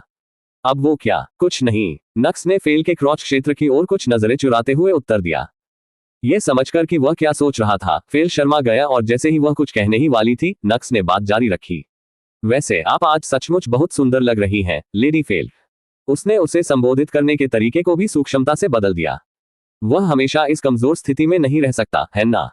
नक्स ने अपनी दूसरी योजना शुरू करने का निर्णय लिया था। निस्संदेह वह अब भी हर चीज में धैर्य रखेगा, क्योंकि वह जानता था कि उसे चीजों में जल्दबाजी नहीं करनी चाहिए। अचानक की गई तारीफ से आश्चर्यचकित फेल को समझ नहीं आया कि वह क्या प्रतिक्रिया दे और उसने जवाब दिया, आपका क्या मतलब है? मैंने अभी तक स्नान भी नहीं किया है। तो क्या हुआ? बस अपने चेहरे को देखो, अन्य महिलाओं में ये सुंदरता नहीं हो सकती, भले ही वे दिन में 100 बार स्नान करें। नक्स चुप हो गया और इससे पहले कि वह प्रतिक्रिया कर पाती वह उसकी ओर चला गया और जारी रखा, बेशक नहाने के बाद आप और भी आकर्षक लगेंगी, और साथ ही आपको ऑफिस के लिए देर हो रही है, तो चलिए चलते हैं। सिस्टर लेन, कृपया लेडी फेल के लिए नहाने का पानी तैयार करें। ये कहते हुए जब वे उसके कमरे की ओर चले तो उसने फेल का हाथ पकड़ लिया। जैसे जैसे वह चलता रहा, उसने अपना लाल चेहरा छिपाने की कोशिश की। हाँ टिल्डर, तो इसीलिए टिल्डर, अब मुझे पता चला कि तुम इतना अजीब व्यवहार क्यों कर रहे थे, तुम एक आदमी बन गए। हाँ टिल्डर, फेल जोर से हंसा, जबकि नक्स बिना कोई जवाब दिए चलता रहा। जैसे ही वे उसके कमरे के अंदर चले गए, फेल ने सवाल करते हुए शरारत से मुस्कुराया, लेकिन नक्स, क्या होगा अगर मैं चाहूं कि तुम वैसे ही रहो जैसे तुम थे? मैं ऐसा नहीं कर सकता, नक्स ने तुरंत उत्तर दिया। ओह, लेकिन क्या तुमने यह नहीं कहा कि तुम वही करोगे जो मैं तुमसे चाहूंगा? फेल ने चकित मुस्कान के साथ सवाल किया, जब अचानक नक्स ने चलना बंद कर दिया, इससे पहले कि उसने उसे एक दीवार से चिपका दिया और अपना हाथ उसके कंधे के सामने रख दिया, जिससे उसके भागने के सभी रास्ते बंद हो गए। उसकी हरकतें इतनी तेज थीं कि फेल उन पर प्रतिक्रिया नहीं कर सका। मैंने ऐसा कहा था, लेडी फेल, लेकिन मैं ऐसा कुछ भी नहीं करूंगा जिससे आपको भविष्य में दुख हो, भले ही आप ही मुझे ऐसा करने के लिए कहें। हालांकि आश्चर्यचकित और किसी कारण से थोड़ा उत्साहित होने के बावजूद फेल ने सवाल करते हुए उसे शांत रखा। ओह, यदि तुम प्यारे छोटे लड़के की तरह बने रहोगे तो मुझे दुख क्यों होगा? नक्स उसके सवाल पर मुस्कुराया। इससे पहले उसने अपनी आंखें बंद कर ली, अपना चेहरा झुकाया और उसके करीब चला गया। फेल के दिल की धड़कन तेज हो गई। उसने अपनी आंखें बंद कर ली और अपने होठों को थोड़ा आगे बढ़ाया, लेकिन अचानक उसने महसूस किया कि नक्स के होंठ उसके होठों से आगे बढ़ रहे थे और वे उसके दाहिने कान के सामने आ गए जब वह आकर्षक ढंग से फुसफुसाया। ओह, आप निश्चित रूप से बहुत सी चीजों से चूक जाएंगे यदि मैं उस प्यारे छोटे लड़के की तरह बना रहा। आप इस मामले में मुझ पर भरोसा क्यों नहीं करते? फेल्बर्टा का दिल जोरों से धड़क गया और उसका चेहरा लाल हो गया, और जैसे कि किसी ताकत से मजबूर किया गया हो, उसने कमजोर तरीके से सिर हिलाया। उसने अपनी आंखें तभी खोली जब उसे लगा कि नक्स उससे दूर चला गया है, लेकिन अप्रत्याशित रूप से उसके आत्मविश्वासपूर्ण रूप के बजाय उसने सोचा था कि वह ऐसा करेगा। उसे चमकदार लाल चेहरे वाला एक नक्स मिला और वह बुदबुदाया, मुझे अभी भी इसका बहुत ही अनुभव नहीं है। जी, मुझे कुछ समय दीजिए। उद्धरण चिन्ह ... उद्धरण चिन्ह। फेल्बर्टा को नहीं पता था कि कैसे व्यवहार करना है। उसकी भावनाएं उथल पुथल में थी। उसे आदमी नक्स बेहद आकर्षक लगा, लेकिन उसे यह लड़का नक्स बेहद प्यारा भी लगा। वह असमंजस में थी कि कौन बेहतर है, लेकिन जैसे ही उसने इस सवाल के बारे में सोचा, उसके दिमाग में नक्स की उसे दीवार से चिपकाए जाने की छवि उभरी। उसे अपनी छोटी बहन की झुनझुनी महसूस हुई और वह तुरंत उत्तर पर पहुंच गई। फिर उसने नक्स पर नजर डाली जो शर्मा रहा था और उससे नजरें मिलाने से बच रहा था, और जोर से हंसने से खुद को नहीं रोक सका।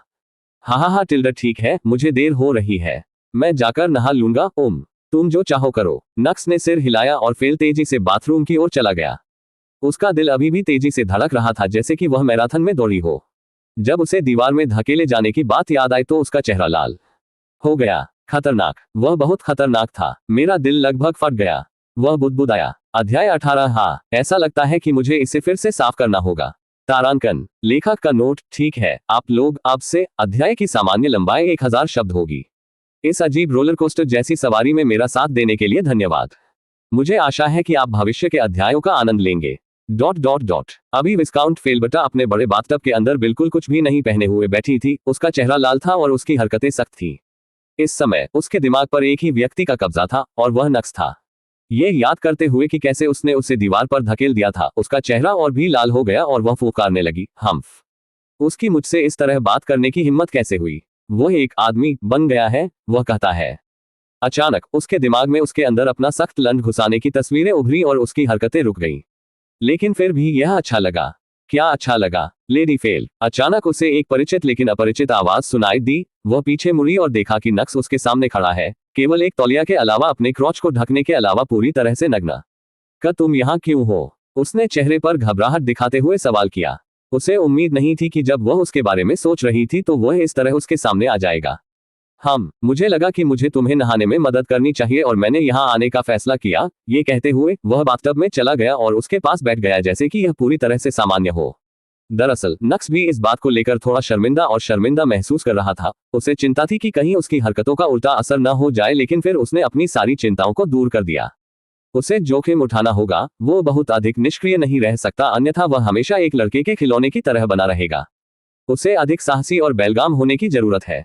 बेशक वह ऐसा केवल अभी कर सकता था क्योंकि उसे यकीन था कि विस्काउंट अब उसके बिना नहीं रह सकता। इसलिए भले ही वह असंतुष्ट होने पर उसे दंडित कर सकती है, लेकिन वह उसे नहीं मारेगी। और चूंकि पुरस्कार पर्याप्त थे, इसलिए उन्होंने ये जोखिम उठाने का फैसला किया। हाँ, मैंने कब कहा कि मुझे नहाने के लिए तुम्हारी मदद चाहिए? फेलबटा ने प्रश्न किया। तुम्हारे जैसे बुद्धिमान और सुंदर व्यक्ति को नहाने के लिए किसी की मदद की आवश्यकता कैसे हो सकती है? मैंने तो बस यही सोचा था कि अगर मैं ऐसा करूंगा तो यह तुम्हारे लिए अधिक सुविधाजनक होगा। आखिरकार मुझे यहाँ इसलिए लाया गया है ताकि तुम आराम कर सको, है ना? वह कहता है कि जैसे ही उसने उसे उठाया और अपनी गोद में बिठाया, फिर उसने अपनी ठुड्डी उसके कंधे पर रखी और आकर्षक ढंग से सवाल किया। मुझे यकीन है कि आप इसे इसी तरह पसंद करते हैं, है ना? और इससे पहले कि वह जवाब दे पाती, उसने पेशकश की। बेशक अगर यह आपके लिए किसी भी तरह से असुविधाजनक है, बस एक शब्द कहें और मैं जितनी जल्दी हो सके चला जाऊंगा। ऐसा कहते हुए उसने उसे थोड़ा धक्का भी दिया। नहीं, मैं ठीक है, तुम चाहो तो कर सकते हो। वह इस आदमी नक्स के खिलाफ नहीं जीत सकी। नक्स ने मुस्कुराते हुए साबुन उठाया और उत्तर दिया, तब मेरा मानना है कि मुझे इसे जल्दी शुरू करना चाहिए क्योंकि विस्काउंट में देर हो रही होगी। उसने उसे थोड़ा सा उठाया और फिर उसे निश्चित रूप से उसके लिए अधिक आरामदायक स्थिति में रखा। उसने अपना लंड उसकी जांघों और चूत के ठीक बीच में रख दिया और अपने पैरों को उसके साथ फंसा लिया। फिर उसने उसकी पतली कमर से शुरुआत की। उसके सुंदर नंगे स्तनों से बचने से पहले उसने उसके कंधों और बाहों को साफ किया। फिर वह नीचे चला गया, उसकी जांघों को साफ करने से पहले उसके स्तनों से बचते हुए। बेशक उसने उसकी आंतरिक जांघों पर विशेष ध्यान दिया। पीछे हटने से पहले वह अपनी छोटी बहन के थोड़ा करीब गया। उसे एक ही समय में प्रत्याशा और निराशा से भर रहा है। मम्मम टिल्डर। फेलबटा के मुंह से हल्की कराह निकली। ये निर्णय लेते हुए कि उसने उसकी छोटी बहन को काफी छेड़ा है, वह उसकी कमर पर लौट आया, लेकिन इस बार उसने कंधों तक जाने से पहले उसे छुए बिना उसके निचले स्तनों के चारों ओर चक्कर लगाया और उसके ऊपरी स्तनों के साथ भी यही दोहराया। दूसरी ओर विस्काउंट फेलबटा को उसके हाथ हिलते ही अलग अलग संवेदनाएं महसूस हुई। उसकी छोटी बहन हताशा में कांपने लगी, जबकि उसके स्तनों में कुछ अजीब सी खुजली महसूस हुई और उसके नर्म हल्के गुलाबी रंग के निपल सख्त हो गए। जब नक्स ने उसकी प्रतिक्रिया देखी तो उसके चेहरे पर जो मुस्कान आई, उससे वह किसी षड्यंत्रकारी राक्षस से कम खतरनाक नहीं लग रहा था, जो अपनी योजनाओं से युवतियों को फंसाता है। उसी समय उसकी छड़ी भी सख्त हो गई क्योंकि उसने उसे थोड़ा हिलाना शुरू कर दिया, उसकी मोटी जांघों से आनंद का अनुभव किया और साथ ही साथ अपनी छोटी बहन को और अधिक चिढ़ाया। विस्काउंट की सांसें तेज हो गई क्योंकि उसका शरीर हताशा में कांपने लगा। आखिरकार उसने प्रलोभन दिया और अनुरोध किया, सी वहां भी साफ करो। कहा, लेडी फेल, मेरे स्तन, जैसा आप कहें। ये कहते हुए उसने अचानक उसके गदराए स्तनों को पकड़ लिया और उन्हें मोटे तौर पर साफ करना शुरू कर दिया। अनटिल्डर। विस्काउंट खुशी और आश्चर्य में चिल्लाया, जिससे उसने अपनी मांसल जांघों को कस लिया, जिससे नक्स को महसूस होने वाला आनंद अचानक बढ़ गया। ओह! अचानक उत्तेजना ने उसे अपना दूध लीक करने के लिए मजबूर कर दिया क्योंकि उसने विस्काउंट की जांघों और उसकी छोटी बहन को अपने वीर्य से दाग दिया। उफ, ऐसा लगता है कि मुझे वह क्षेत्र फिर से साफ करना पड़ेगा। ये कहते हुए उसके हाथ उसकी जांघों की ओर बढ़े और उसने उन्हें फिर से धोया, इससे पहले कि उसकी उंगलियां उसकी नहर की ओर बढ़ती, जो पहले से ही उसके वीर्य के ऊपर गिरने के बाद अनियंत्रित रूप से हिल रही थी। उसकी उंगली उसके प्रवेश द्वार के चारों ओर थोड़ी देर तक घूमती रही, इससे पहले कि उसने उसके उभरे हुए भागशेफ को दबाया, जिससे वह परमानंद में विलाप करने लगी। AANNGG मुझे लगता है कि यह किसी तरह अंदर चला गया है, मुझे इसे अच्छी तरह से साफ करने दो। पुष्टि की प्रतीक्षा किए बिना उसकी मध्यमा उंगली सीधे उसकी तर्जनी के बाद उसकी बिल्ली में प्रवेश कर गई। उसकी 2 उंगलियां उसके गीले और गूदेदार अंदरूनी हिस्से को रगड़कर उसके सभी कमजोर बिंदुओं का पता लगा रही थी। आन्ह टिल्डा आन्ह टिल्डा आन्ह टिल्डा। फेल्बर्टा उसकी चोट से खेलते हुए खुशी से कराहता रहा। अचानक नक्स के दिमाग में एक अजीब विचार आया जब वह अपने होंठ उसके बाएं कान के करीब लाया और फावू टिल्डा टिल्डा। उसने धीरे से उसके कान में कुछ हवा फूकी। फेल्बर्टा का शरीर उसकी नलिका के सख्त होने से पहले अजीब तरीके से झटके खा रहा था और आन टिल्डा वह आई। उसका रस बिना रुके बाहर निकल गया जिससे उसकी जांघें फिर से दागदार हो गई। हाँ, ऐसा लग रहा है कि मुझे इसे फिर से साफ करना पड़ेगा। अध्याय 19 कार्य के विभिन्न क्षेत्रों में सहायता। अपने अब तक के सबसे लंबे स्नान सत्र के बाद विस्काउंट फेल्बर्टा संतुष्ट लेकिन सख्त अभिव्यक्ति के साथ बाथरूम से बाहर चली गई। हमें देर हो गई और यह सब आपकी वजह से है। आपको अपने बचाव में क्या कहना है? मुझे हुई असुविधा के लिए मैं गहराई से माफी मांगता हूं, हालांकि मैं कहूंगा यह सचमुच अच्छा लगा है ना। जब विस्काउंट फेल्बर्टा ने उसकी टिप्पणी सुनी तो उसके होंठ कांपने लगे। वह उसे डांटना चाहती थी लेकिन जब उसने इसके बारे में सोचा, यह सचमुच अच्छा लगा। अगधा, मैं उसके द्वारा गुमराह किया जा रहा हूं। उसने हताशा में अपनी मुट्ठी भींच ली, लेकिन जब उसे कुछ मिनट पहले महसूस हुए आनंद की याद आई तो उसने उसे जाने देने का फैसला किया। हाँ, मैं सचमुच उसके सामने कमजोर हूँ। ठीक है, शिकायत करने का कोई मतलब नहीं है क्योंकि हमें पहले ही देर हो चुकी है। चलो जल्दी चलते हैं ताकि हम कुछ समय बचा सके, उसने अपनी गति तेज करते हुए कहा। रुको, मैं तुम्हारे साथ जा रहा हूँ, नक्स ने प्रश्न किया। हाँ, मैंने अब से तुम्हें अपना बटलर बनाने का फैसला किया है, लेकिन मैं नहीं जानता कि बटलर क्या करते हैं। तुम्हें इसके बारे में चिंता करने की जरूरत नहीं है। जो अब इसका ख्याल रखेगा, तुम्हें बस मेरे पीछे आना होगा। तुम यहाँ नहीं रह सकते, क्या तुम रह सकते हो? लेडी फेल, आपको इस घुमावदार रास्ते से जाने की जरूरत नहीं है। बस मुझे बताएं कि आप मुझसे दूर रहना बर्दाश्त नहीं कर सकती हैं और अगर आप नरक में भी चलेंगी तो भी मैं आपका पीछा करूंगा। फेल्बर्टा के होंठ फड़क रहे थे। वह उसका जवाब देना चाहती थी लेकिन अंदर ही अंदर वह जानती थी कि उसने जो कहा वह सच था। ओह, वह कष्टप्रद है। आखिर मेरा प्यारा नक्स कहाँ गया? तुम्हारी जबान जरूर चिकनी है ना? मेरा मानना है कि लेडी फेल इसके बारे में मुझसे ज्यादा जानती है। उसने अपने होठों को मोहक तरीके से चाटने से पहले जानबूझकर उसके ठोस तनों पर नजर डाली। उसका मतलब समझते हुए फेल्बर्टा का चेहरा आह भरने से पहले ही लाल हो गया। हाँ, मुझे वास्तव में पुराने नक्स की याद आती है। वह बहुत प्यारा और प्यारा था। आपके विपरीत तुम सिर्फ एक असभ्य व्यक्ति हो। क्या आपने वास्तव में जो कहा उसका सचमुच मतलब है? लेडी फिल, आप अपने मवाद हृदय से क्यों नहीं पूछती और देखें कि वह क्या कहता है? उद्धरण चिन्ह ... उद्धरण चिन्ह। फेल्बर्टा ने चुप रहने के अपने अधिकार का इस्तेमाल किया। हालांकि उसे लड़के नक्स की थोड़ी याद आती थी, लेकिन अगर उसे विकल्प दिया जाता तो वह किसी भी दिन आदमी नक्स को चुनती। आखिरकार चाहे उसका चेहरा कितना भी मोटा क्यों ना हो, जब भी वह नक्स को कुछ भी करने का आदेश देती थी तो उसे हमेशा ऐसा लगता था जैसे वह एक छोटे लड़के के साथ छेड़छाड़ कर रही है। हालांकि यह अच्छा लगता था, लेकिन उसके दिमाग के कुछ हिस्से में उसे थोड़ा अजीब लगता था। दूसरी ओर नक्स अब हमारे सामने कदम रखता है और उसे अपनी मर्जी से बहकाता है। उसके चंचल शब्द अच्छे लगते हैं और उसके छोटे छोटे सशक्त तरीके उसके दिल को तेज कर देते हैं। आखिरकार उसने उसे अपने लड़के के खिलौने के रूप में खरीदा, कोई ऐसा व्यक्ति जो उसे यौन रूप से संतुष्ट कर सके। निस्संदेह फेल्बर्टा को इस बात का एहसास नहीं है कि उसके दिल में नक्स का महत्व किसी भी यादृच्छिक बॉय टॉय से कहीं अधिक हो गया है। यदि उसे अपने करीबी दोस्तों और नक्स के बीच चयन करने का विकल्प दिया जाता तो वह अपने दोस्तों को चुनने में सक्षम नहीं होती, भले ही उसे सोचने के लिए पर्याप्त समय दिया जाता। जैसे ही वे दोनों फेल के कार्यालय में दाखिल हुए, उन्होंने देखा कि कार्यालय के अंदर एक अधेड़ उम्र का व्यक्ति काला सूट पहने खड़ा था। बिना समय बर्बाद किए नक्स ने विवेक की आंख को सक्रिय किया और इस आदमी की जानकारी उसके सामने आ गई। नाम जोयब फ्रे, आयु 59, मन खेती मास्टर, शारीरिक खेती नश्वर, क्लोजिंग स्क्वायर ब्रैकेट, व्यवसाय विस्काउंट फेल्बर्टा के बटलर, जाति मानव, प्रतिभा कम, LVL 31, HP 350/350, MP 550/550, STR 36, AGL 41, VIT 35, STM 39, INT 55, DEF 35। जोयब, मैं तुम्हें उससे मिलवाता हूँ, वह नक्स है, अब से वह मेरा नया बटलर होगा। यह सुनकर जोयब ने भौहें चढ़ा दी और सवाल किया, विस्काउंट फेल्बर्टा, क्या वह भी नहीं है? हाँ, वह है, लेकिन अब से वह मेरा बटलर है। जब जोयब ने उसे वाक्य के बीच में ही काट दिया तो वह उसके रक्षात्मक स्वर को नोटिस करने से खुद को नहीं रोक सकी। इस बच्चे ने उस पर कैसा जादू किया है? वह संदेह किए बिना नहीं रह सका कि क्या नक्स कोई दुष्ट कृषक था जिसने किसी तरह विस्काउंट फेल्बर्टा को सम्मोहित किया था। यदि ऐसा नहीं होता कि वह अपने शरीर से ऊर्जा का एक औंस भी बाहर निकलते हुए महसूस नहीं कर पाता तो उसने पहले ही उस पर हमला कर दिया होता।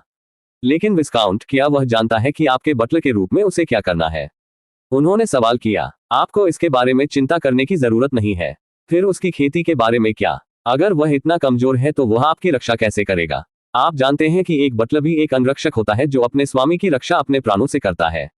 अरे हाँ, मुझे याद दिलाने के लिए धन्यवाद। मैंने उसे हमारे घर की सर्वोत्तम खेती तकनीक प्रदान करने का निर्णय लिया है। वह अभी भी युवा है और मेरा मानना है कि वह दूसरों की बराबरी कर सकता है। लेकिन जोएब आगे बहस करना चाहता था लेकिन उसे कोई मुद्दा नहीं मिला। यह देखते हुए कि वह अजीब व्यवहार कर रहा था, फेल्बर्टा ने इसके बारे में सोचा और तुरंत उसकी दुविधा को समझा और मुस्कुराया। बटलर जोएब, आपने तब से मेरी देखभाल की है जब मैं बच्चा था। आपको चिंता करने की जरूरत नहीं है। मैं आपके या आपके परिवार के साथ बुरा व्यवहार नहीं करूंगा। मुझे पता है कि आप सेवानिवृत्त होने के बाद अपने बेटे को मेरा बटलर बनने के लिए प्रशिक्षित कर रहे हैं। नक्स की उपस्थिति के बाद यह नहीं बदलेगा। मैं आपको या आपके बेटे को नौकरी से नहीं निकाल रहा हूं। जोएब ने उसकी नजरों से बचने की कोशिश करने से पहले विस्काउंट की ओर देखा। इस बात से शर्मिंदा था कि उसे आसानी से देख लिया गया था। साथ ही जब उसने उसकी बात सुनी तो उसके शरीर पर राहत की अनुभूति हुई और उसने आह भरी।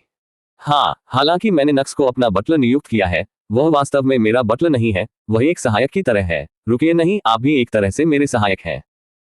इसे भूल जाओ, बस याद रखें कि आप दोनों के काम अलग अलग हैं। विस्काउंट की बातों ने न केवल जोएब को भ्रमित किया बल्कि वह भी समझ नहीं पाई कि वह क्या कह रही है। उसके पीछे नक्स ने जब उसकी बातें सुनी तो वह अंदर ही अंदर खुखारने लगा। टस्क टस्क, पर्दा डालने का क्या मतलब है? बस उसे बताएं कि हम दोनों आपके सहायक हैं। फर्क सिर्फ इतना है कि जब वह कागजों पर काम करता है तो मैं आपके शरीर पर काम करता हूं। अध्याय 20 मुझ पर विश्वास करो, मैं इस कठोरता को ठीक करने के लिए एक बहुत अच्छा व्यायाम जानता हूं। तारांकन। लेखक का नोट, फिर से मैं आपको चेतावनी दूंगा, यदि आप ब्लू बॉल नहीं होना चाहते हैं तो अगले अध्याय की प्रतीक्षा करें जिसे मैं 2 घंटे में पोस्ट करूंगा। अपने जोखिम पर पड़े कंकाल चेहरा। नक्स को जॉब से मिलवाने के बाद विस्काउंट ने अपना काम जारी रखा। हालांकि जल्द ही उसने देखा कि उसकी गति और दक्षता में थोड़ा सुधार हुआ है। यह थोड़ा ही था लेकिन विस्काउंट की नजरों से छिप नहीं सका। इसके अलावा अब जब नक्स उसके ठीक पीछे खड़ा था तो काफी देर तक काम करने के बाद भी उसे वह झुंझुनी महसूस नहीं हुई जिससे वह इतनी परेशान थी। निस्संदेह इसका मतलब यह नहीं है कि ब्रेक के समय में उन्हें मौज मस्ती नहीं मिलेगी।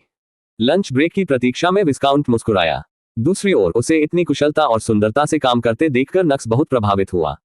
वह इस बात से आश्चर्यचकित थे कि उन्होंने किसानों की समस्या कैसे हल की। उनकी त्वरित निर्णय लेने की क्षमता बहुत कठिन थी। वह एक आदर्श सशक्त महिला लग रही थी और जब उसने सोचा कि इस सशक्त महिला को उसकी गोद में कैसे बैठाया गया है तो वह बुरी तरह मुस्कुराया और दोपहर के भोजन के अवकाश का इंतजार करने लगा। ठीक है, ये काफी है। अब आप अपना लंच ब्रेक ले सकते हैं, आपके पास 2 घंटे हैं। जैसा आप कहें, विस्काउंट। झुकने के बाद जोएब जल्दी से चला गया और ये देखते हुए कि नक्स अभी भी अंदर था, उसे अंततः समझ आया कि वह किस तरह का सहायक था। नक्स को नहीं पता था कि जोएब क्या सोच रहा है, भले ही उसे पता हो, उसे कोई परवाह नहीं होगी। जब वह विस्काउंट फेल्बर्टा की ओर चला तो वह बस मुस्कुराया। उसके कंधों पर हाथ रखकर वह मुस्कुराया। लेडी फेल, आप इतने लंबे समय तक काम करने के बाद थक गई होंगी। ये जानते हुए कि उसे यह पूछने की जरूरत नहीं होगी कि उसे क्या चाहिए, फेल्बर्टा मन ही मन मुस्कुराई और इंतजार कर रही थी कि कैसे वह इस स्थिति को अपने लाभ के लिए बदल देगा और कुछ भद्दा काम करेगा। मम्मा, बेशक वह उसकी स्क्रिप्ट में मदद करना नहीं भूली और सिर हिलाया। तुम्हारा पूरा शरीर अकड़ गया होगा ना? मम्मम, मेरा पूरा शरीर बहुत सख्त हो गया है। मैं समझता हूँ, मैं आपकी कुछ मालिश में मदद कर सकता हूँ, लेकिन मेरा मानना है कि इससे आपको थोड़ा अधिक आराम मिलेगा जिससे बाद के घंटों में आपका काम प्रभावित होगा। ये निश्चित रूप से सच है। तो फिर मैं कुछ स्ट्रेचिंग में आपकी मदद कैसे करूँ? खिंचाव। हाँ, फिर लेडी फेल, चूंकि हमारे पास समय की कमी है, आइए इसे जितनी जल्दी हो सके शुरू करें। हालांकि वह समझ नहीं पाई कि वह क्या चाहता है। उसने सिर हिलाया और फिर खड़ी हो गई और उसे वह करने दिया जो वह चाहती थी। ठीक है, पहले चलो छुटकारा पाए, मेरा मतलब है चलो तुम्हारा गाउन उतारो। फिर उसकी प्रतिक्रिया की प्रतीक्षा किए बिना नक्स ने जल्दी और कुशलता से अपना गाउन उतार दिया। आज उसने बैंगनी रंग की ब्रा और पैंटी पहनी हुई थी। उसकी शुद्ध गोरी त्वचा और गहरे बैंगनी रंग के अंडरगारमेंट्स के बीच का अंतर उसे वास्तव में आकर्षक बनाता था। अरे, उसका शरीर बहुत ही अनूठा है। चाहे उसने उसे कितनी भी बार देखा हो, वह हमेशा उससे मंत्रमुग्ध हो जाता था। उसका परफेक्ट ओवरग्लास फिगर जिसकी वह केवल अतीत की कल्पनाओं में ही कल्पना कर सकता था, यहां तक कि उन फिल्मी सितारों या मॉडलों के पास भी उसके जैसा शरीर नहीं था। ठीक है, अब बैठ जाओ, अपने घुटनों को सीधा करो और अपने पैरों को जितना संभव हो उतना चौड़ा खोलो। फेल्बर्टा ने वही किया जो उसने कहा था। उसने अपने पैरों को जितना संभव हो उतना फैलाया और हालांकि यह एक सीधी रेखा नहीं थी, फिर भी यह उसके बहुत करीब थी। नक्स उसके शरीर के लचीलेपन से प्रभावित था। उसने उसकी आंतरिक जांघों को रगड़ने का मौका भी नहीं छोड़ा, उसे और अधिक फैलाने में मदद की। अब नीचे झुके और अपने हाथ से अपने पैर की उंगलियों को छूने की कोशिश करे टिल्डर। नक्स ने उसकी पीठ को सहारा देते हुए फुसफुसाया। वह अपनी जांघों पर खिंचाव महसूस करते हुए नीचे झुकी, लेकिन वह वास्तव में उस पर ध्यान केंद्रित नहीं कर सकी क्योंकि वह राक्षस अभी भी उसकी छोटी बहन को बार बार चिढ़ाते हुए उसकी आंतरिक जांघों को मसल रहा था। ठीक है, अब दूसरे पैर के अंगूठे के साथ भी ऐसा ही करो। उसकी निराशाओं को पूरी तरह से नजरअंदाज करते हुए नक्स ने उसके शरीर का फायदा उठाना जारी रखा क्योंकि उसने उसकी स्ट्रेचिंग में उसकी मदद की। ठीक है, अब अगले चरण पर। फिर उसने उसे क्लासिक जापानी स्थिति सीजा स्थिति में बैठाया और फिर उसे धीरे धीरे अपनी पीठ को पीछे की ओर धकेलने के लिए कहा। फेलबटा का शरीर बहुत लचीला था, इस स्थिति में रहते हुए उसका सिर लगभग फर्श को छू रहा था। बेशक नक्स ने अभी भी उसके सिर को अपनी गोद में रखा हुआ था क्योंकि उसने उसकी ब्रा को हटाए बिना उसके नर्म और मांसल स्तनों को मसल दिया था। अन्ना टिल्डर, वो खुशी से कराह उठी और उसका चेहरा लाल देखकर नक्स को लगा कि उसका छोटा भाई हिल रहा है। ठीक है, थोड़ा और। हाँ, ये काफी है। जैसे ही हम अगले की ओर बढ़ते हैं, थोड़ा सांस ले। फिर उसने उसे शर्मिंदा होते हुए भी चारों तरफ बैठा दिया। विस्काउंट ने फिर भी वैसा ही किया जैसा उसने कहा था। मुस्कुराते हुए नक्स ने निर्देश दिया, अब अपनी पीठ झुकाएं, अपने बट और सिर को ऊपर उठाएं और जब तक मैं अन्यथा न कहूं तब तक उसी स्थिति में रहें।